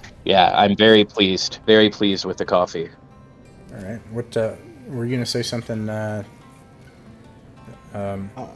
Sorry, go ahead. Yeah, Alex. I have a different approach for reading these folks, getting the sense of who they are. And everyone is invited in on this. You don't get to know somebody any better than when you play a really intense game with them, like a card game or a board game. Okay. You want to gamble with one of colors. I was about to challenge somebody to a wrestling match. Okay, yeah, you could do that. It's a really intense game. Yeah. Is this the common with the wrestling match in space? Hey, you got physical gravity, right? Open with that. So let's take that bit by bit, and then we'll I want to make sure then also Cleon and Dex. I think Dex, you already did something. Cleon, you're going to do something. So let's start with the card game. We'll just do one round. So the crew, what you would have to invite them. They don't seem like they're accomplished gamblers. Do you invite them to a game of cards?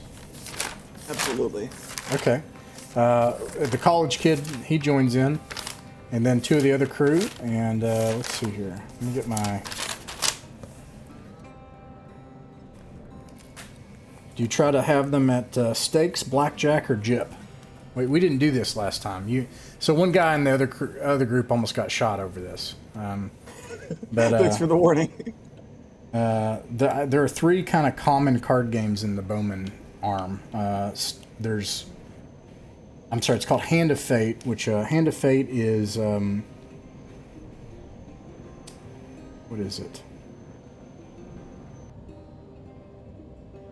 Actually, I'm gonna throw that one out. That's too complicated to figure out right now.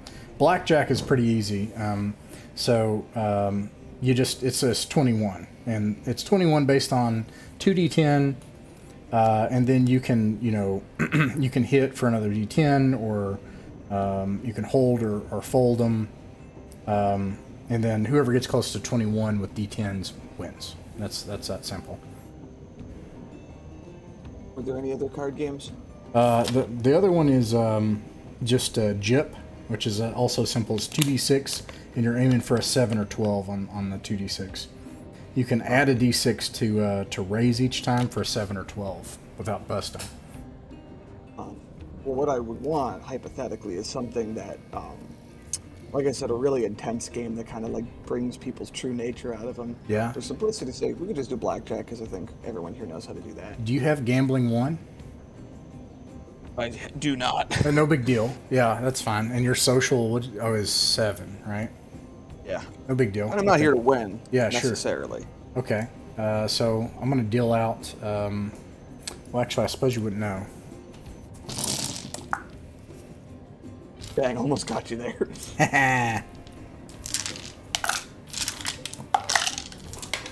was hoping in the future they We had have an actual equivalent card? now.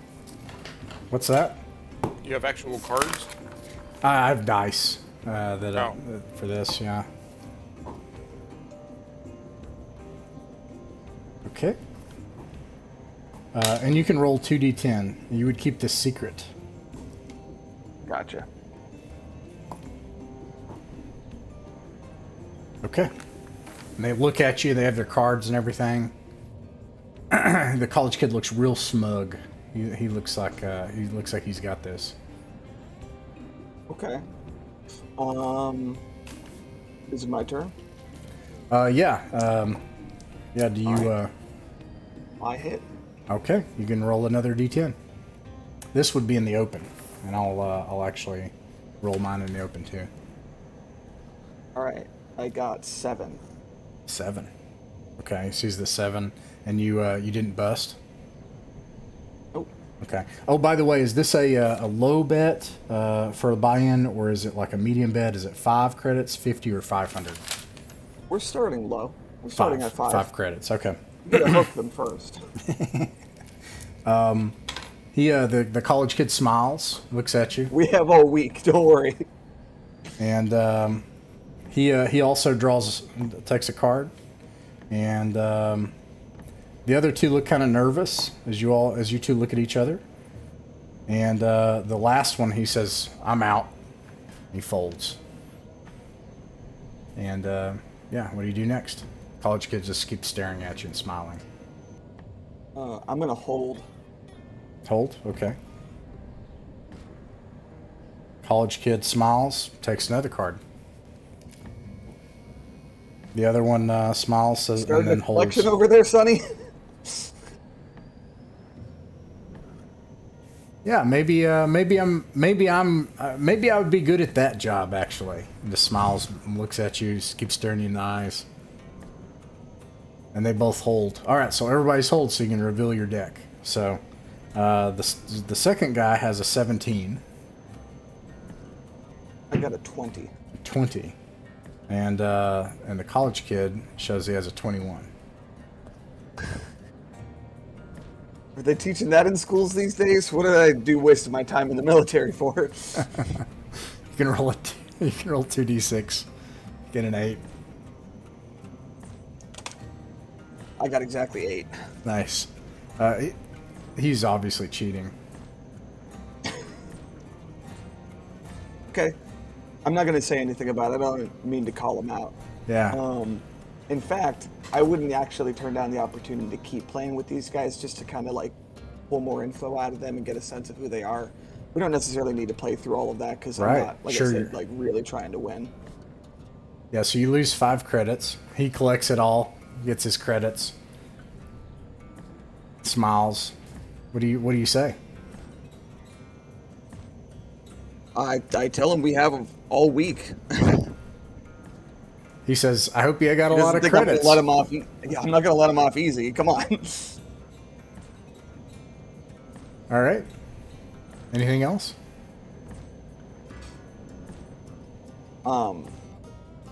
If we play again, Yeah. Okay, so you guys keep playing. Yeah. yeah.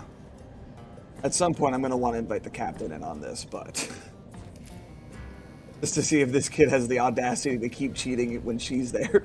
She declines.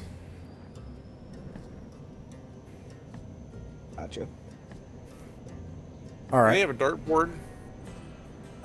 Yeah, I'm gonna toss the ball over to Jackson. Jackson, if you're looking for somebody to wrestle, the big boy, he, you can see that there's a space in the cargo bay that he's using for training space. He set up something to punch. He set up something to lift heavy objects, and that he spends time doing that in the cargo bay. Yeah, that's exactly who I'm going after. I'm gonna walk up behind him, tap him on the shoulder, and say, "Hey, big guy, you want to wrestle?"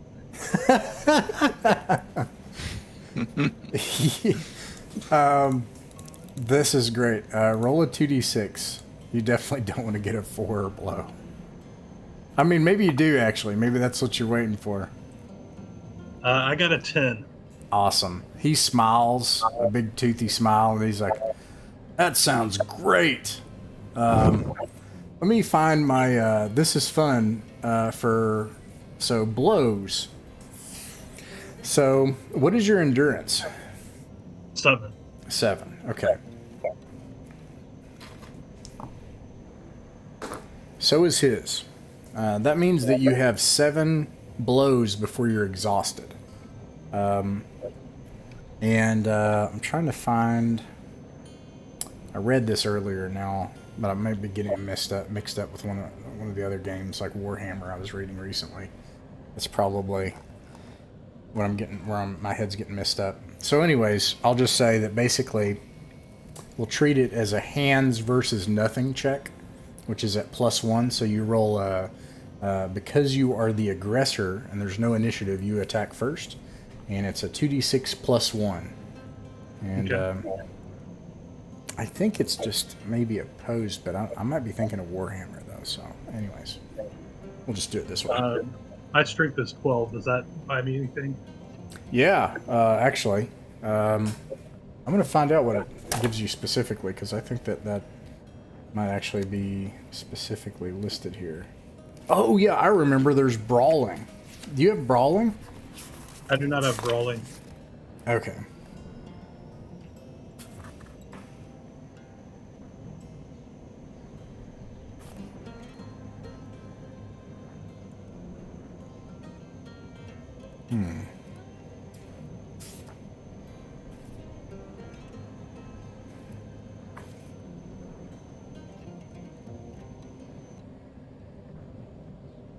Well, that's pretty high, so I'll just give you a +2. Let me see what he's got.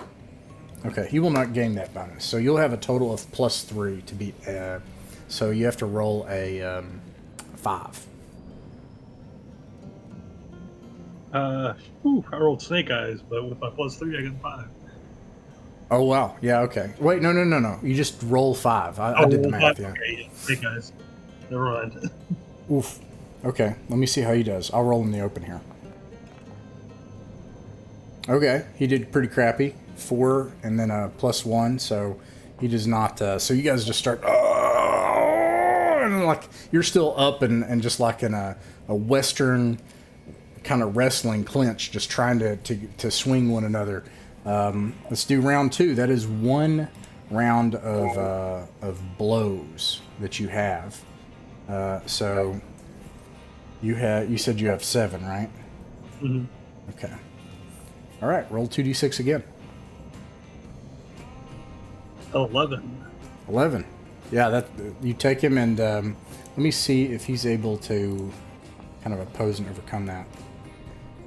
He's not. So, just describe what you do to him. Some judo or some? Yeah. What do you do? I'm gonna.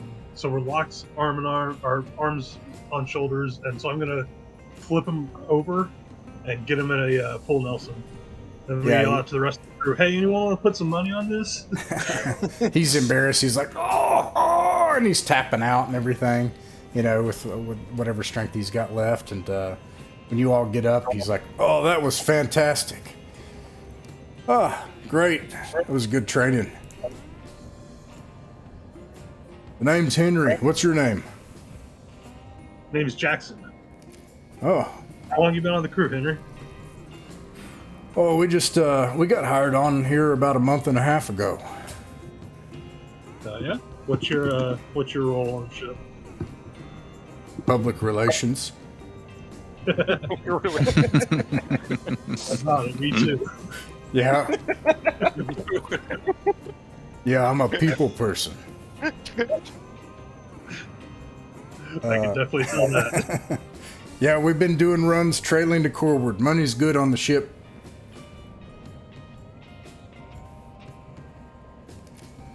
You get to see a lot of you get to do a lot of public relations work. Oh yeah, these planets out here in Bowman, this place is wild. You ever done work out in the Bowman Arm? No, not myself. You ever been to Walston? Oh yeah, plenty of times.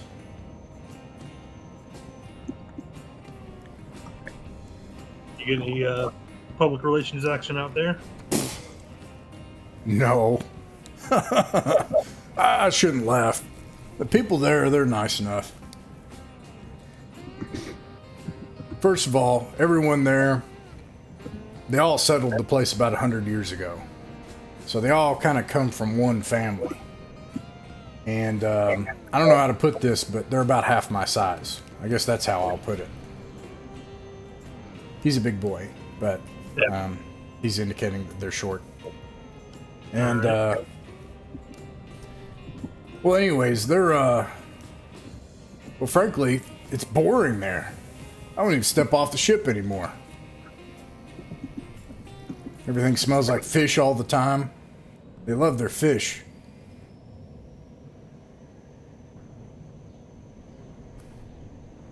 And it's impossible to get anything done. Why is that? I don't know. Something about how they run the place. Or, I don't know, something about their local culture. Everything moves at the speed of smell there.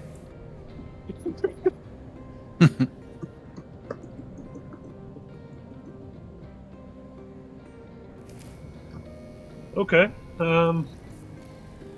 Well, thanks for the match, big guy. Let me know if you want to wrestle again later. Yeah, let's train again tomorrow. Sounds good. Okay. All right. Cleon, did you get to do anything during the Traveler Week? Or would you like to?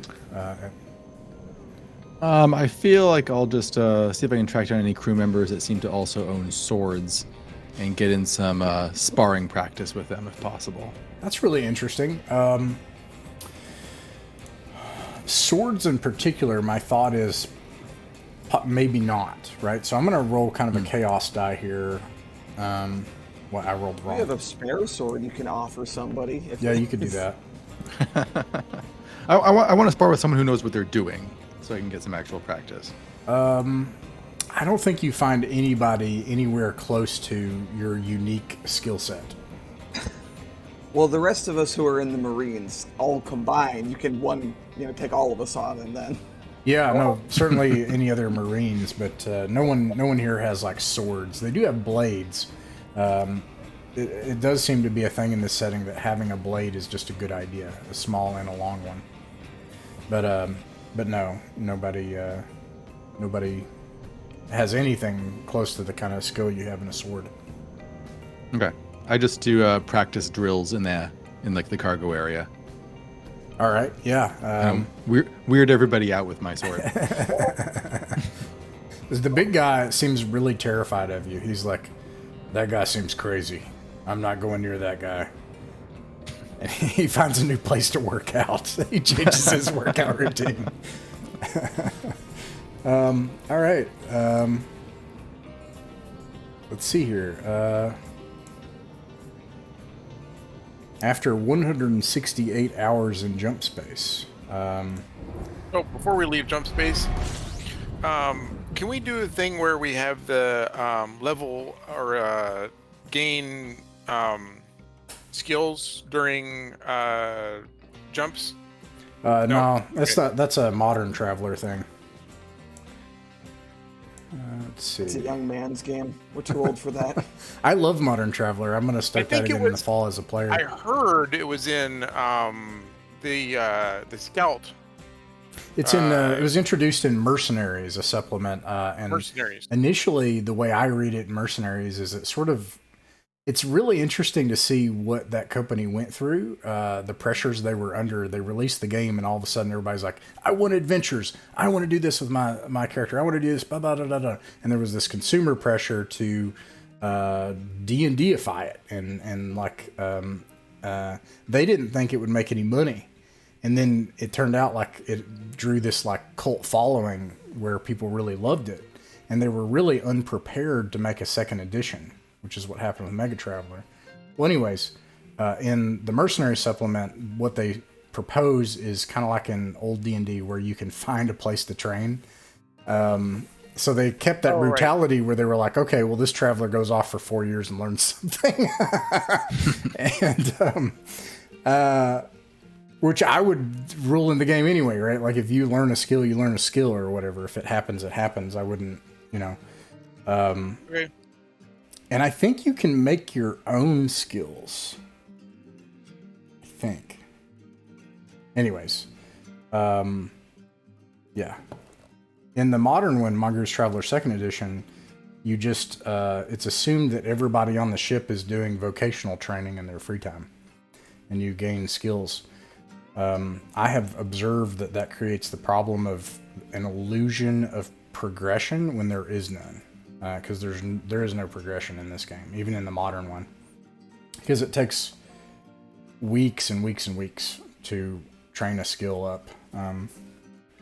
Okay. And then you have to pass an education check.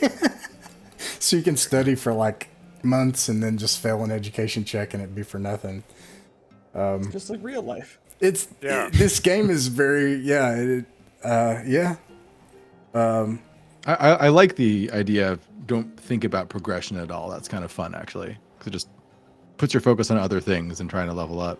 What's interesting is you're at the end of your rope. You're not at the beginning. You're not like you're like a maxed out character. Yeah, and this is real life, and I don't know. Like that's the thing is like, do you want real life? Because I'm 39, and like my skills are just going boo. Like they're not. It's never too late to pick up sword fighting, right? Right. Like should I train in broadsword now? At 39, no. Okay. Anyways, because of the time skip after the battle we were in, my character is now older than I am, but not by much. And if you're telling me that he can't learn any more skills, that kind of scares me. I'm sorry. You haven't hit your prime yet, I'm sure. Well, anyways, you enter atmosphere and deorbit over. Once again, I have to look up the name of the planet. It doesn't even have a name. 567908. The landing pad is unimproved. It's just a strip of dirt. And there's only, let me bring up the map here.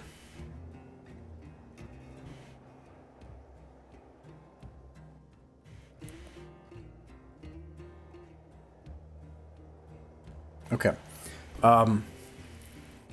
There's only 2 sets of buildings. This image is actually a pretty good representation. There's a set of buildings close to the landing area, and then there's a collection of buildings including silos and what look like connexes off away from it, about 400 meters away. They're connected by road type stuff that's been put down, and it's covered in dust. You can see that there's just dust just blowing through. When they open the cargo area or the forward cargo ramp, they everyone has what are they called? Breathing respirators, the breathing things. They don't have O2 on, they don't have a vac suit, but they have a respirator, and everybody outside has a respirator here. Some people are also wearing goggles, and the captain Mitchie, behind her respirator, she says, "We'll be here for about a day. Not much to do here. Some kind of scientific outpost from the Imperium.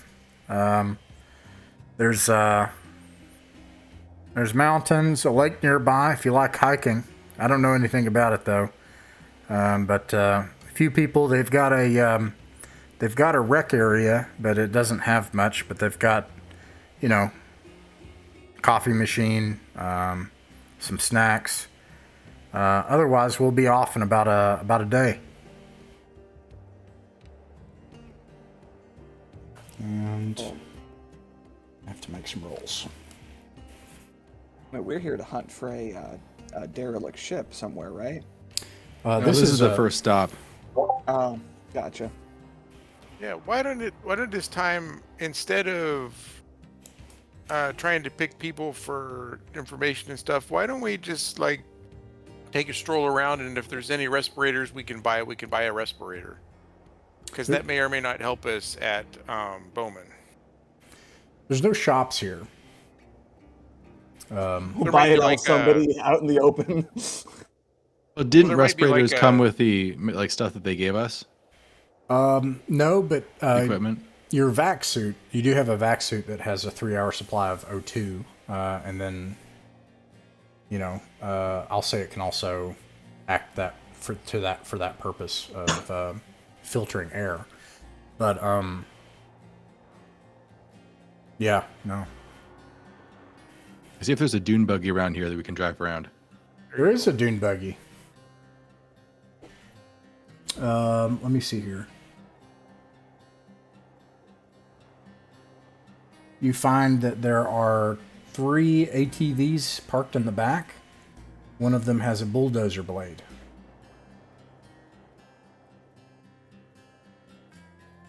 I don't think we need that. I just kind of want to drive around the region and see if there's anything of interest outside of the station. All right. You start up one of the ATVs and take off on it. Yeah. All right. I mean, does it have like a satellite navigation system, so I don't get lost? Nope. All right. I don't drive too far. I stay within viewing distance of the station. All right. You start it up and drive off on this ATV. There's not really anybody that comes or goes enough to where, people would be worried about this. One of the scientists comes out in a respirator, like, "Hey, stop it! What are you doing?" And runs after you. Let's see. You find that away from the station, there are a couple of things that you see. One is that to the north, let's see. To the north are some mountains or high hills, some rugged areas.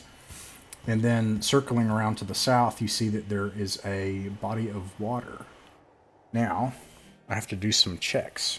I'm going to start with you, though. This calls for an animal check, but you don't encounter anything. And then I'll do a check for everybody else, and that's fine. And then also,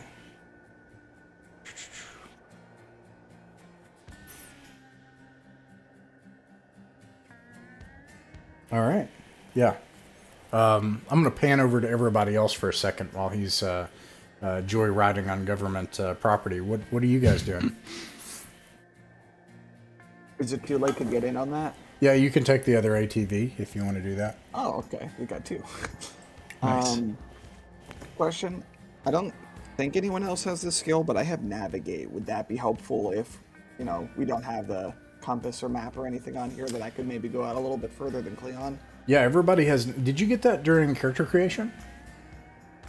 I don't think so, but if you did, I just want to make sure that you have navigation too. If you did, I don't think so though. I don't think anybody got Are you that. saying that was one of the ones that you just gave everybody? Yeah. I just wanted to make sure that you got it, the full one, if the 2 in case if you got it again. Okay. No. I only have it written down from when you gave it to each of us. Never mind. Okay. Yeah. This is actually a skill specifically for interplanetary and interstellar navigation. But Gotcha. I wouldn't worry about it. Yeah, what are you talking about? I'm gonna navigate by the stars. You guys are smart and I don't think you're going to get lost. And in fact, there's not much here else to navigate by except for the mountains and the lake. It's extremely barren. All right. Well, I'm taking the other ATV and I'm heading out with Cleon. All right. What about everybody else? Are there only 2 ATVs? There are 3. The third one has a bulldozer blade on it. Go I full take Mad that Max one? out here. I'll take the one with the bulldozer blade. All right. You take off with I'll all go- 3 ATVs. I'll go with them. The scientists are waving their arms and everything as you take their equipment. All right. What about... I'm like, hey, those guys are stealing your ATVs. you say that? Yeah. We're signaling back at them like, no, it's okay. We're supposed to have these. Don't worry about it. We just kind of drive off. Let's see. We'll be right back. So that leaves Dex and Jackson. What are you guys doing? Jackson is going to take 1 step off the ship, look around at the Dust Bowl, shake his head, and go right back into the ship. That's fair. This ship Dex is actually, you don't have to pay for food on it, and you have a place to sleep and a rec room, and the air is purified. So, all right, what about Dex? I'm looking for a gun. Does they have like a defense gun in case somebody comes and attacks them? They have arms lockers, and they have guards. Okay, but no like anti-aircraft kind of thing. No, this is not a military base. Yeah, you don't get any sense that this is like a military outpost. I'm going for coffee. All right, the coffee here is quite terrible, and it's been sitting in the pot for a long time. I make new coffee. Everyone's appreciative of that. Is there anybody like in the coffee area that I can talk to? These are the sorts of people that never make the new pot of coffee. So. I wouldn't do it if I don't have witnesses. Like, any guy the credit. What did you say though about? What did you say, Dex? About who's? Is there anybody having coffee with me? Yeah. One person. He just comes up after you make the pot of coffee, and just takes it as if like he was just waiting for someone to make it anyway, and then he drinks it. And doesn't even look at you. He is a, let's see here. Let me find it.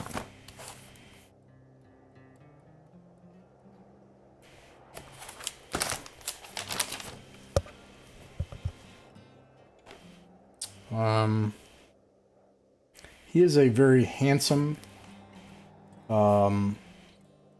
middle-aged man with streaks of silver on the sides of his hair and dark hair, and just kind of but he stands there and drinks a cup of coffee and stares off out the window as if finally somebody came and made coffee.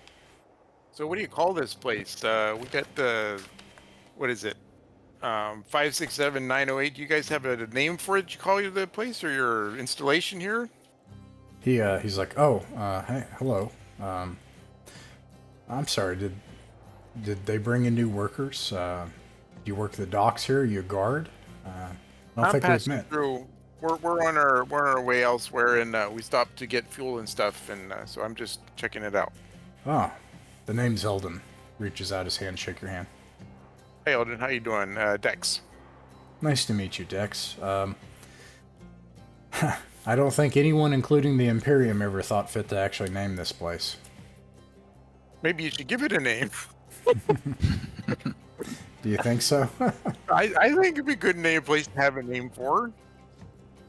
Well, the traders come in and they name this place like words that I won't say. So, okay. Hopefully it won't be one of those names. So, what brings you here? We're just passing through. We're on a job. We'd like to, not much to tell. We're on our way to Flammarion. Okay, so you're traders. You're yeah. Mm-hmm. All right. Well, I guess I wouldn't have coffee if it weren't for you. Oh, and you made this too, didn't you? I did. Yeah, doubly so. So do you guys have a locker full of those respirators somewhere that I can get a hold of one? We can't give you any respirators. Oh, okay. Okay. Sorry. Okay. All right. Well, Dex he looks out the window and he's like, did they take the ATVs out for a run? That's strange. That wasn't scheduled for today. I guess I gotta go listen to Kwong's briefing again. If you'll excuse me, I needed that coffee. He sets it down and leaves. So Dex goes back to the ship. All right. Meanwhile, everybody out on the ATVs, the only thing you note is you do kind of a sweep around the north side where there's mountains. So you got like actually I could just draw on here. That's one of the reasons I do like VTTs. Is I like to I could just scribble so like you've got the facility. Oh, I need it to be bigger than that though. Maybe like 20. You got like the facility, and then north of the facility are like some mountains, and then the south you've got this big lake area. Like this. Okay. So while you all are back here and you make it to the north side, you see a large cavern space. And the person, let's see, this would be books. Do you have ATV? For a skill, Yeah. I do not. Okay. No ATV skill. All right. I'm curious to see what it says about this. I think it has skill 0 as a possibility, but I wonder for ATV it says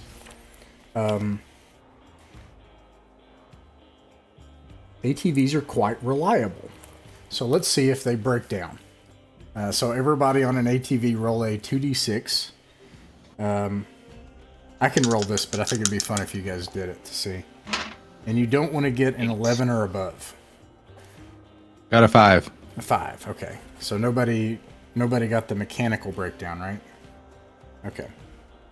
And then the last one is, it just adds +1 if you have it. So because of that, with the one with the blade, what did you get on your check? You'll want to get an 8 or above for this check. Books.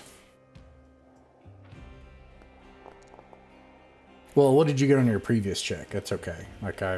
You could take it if you got an 8. Oh, previous check I got an 8 exactly. All right. So this thing is it's hitting rocks, and you realize that this got like this plow, this blade on it, and it should not be out like speeding and trying to catch up and like play out in the dirt. This thing is meant to remove dirt and stuff, and yeah, unless you remove the blade. But you don't crash. Could I don't crash. That's good. Yeah. How hard is it to remove the blade? I don't want to be left behind. It'd probably take some time. I'll say it takes an hour. No, I won't remove This is a the blade. joyride. We're not supposed to be putting all that work into this. All right. Meanwhile, the other two, you see this cave. That's the only remarkable thing that you see out here, except you do also see a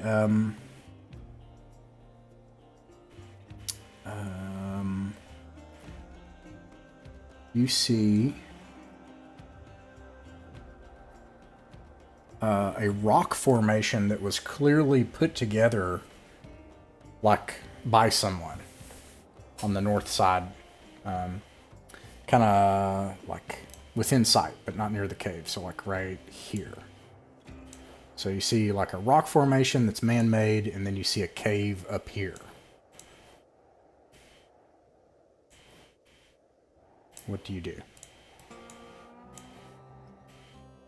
So the cave formation is further to the south?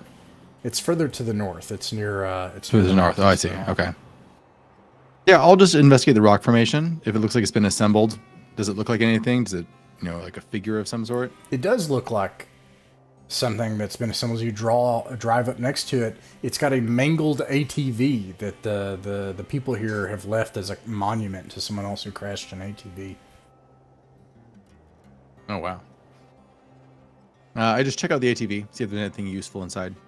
Oh, that's interesting. Do you have Mechanic 1? Nah. I don't have anything like that. So give me an opportunity to see what it tells me about that. If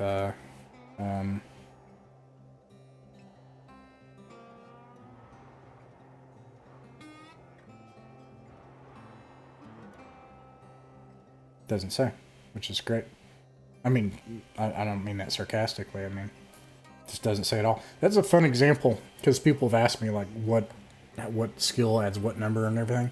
There's literally no math in this entire 3 paragraphs on mechanical. It's just text about mechanical. So I'll just say that you can roll a 2d6 to hit 8. Oh, 6. A 6, yeah. And I mean, it's like been sitting out here forever. So Sure. I'll say that you can find something, but you don't know if it'll be useful or not. But you can try to find something, But the last thing is that you just have to stay out here and dig through it, and it'll take time. Probably take a couple of hours. Yeah, I'm not that interested. All right. All right. So when you guys come back, the guards are pissed. And they do have weapons. So they're like, these hooligans have taken our stuff. So, yeah, they point weapons at you and demand that you come into a base so they can ask you questions. That's fine. I get out with my hands up. I said, I was just checking out the surroundings, making sure the perimeter was safe.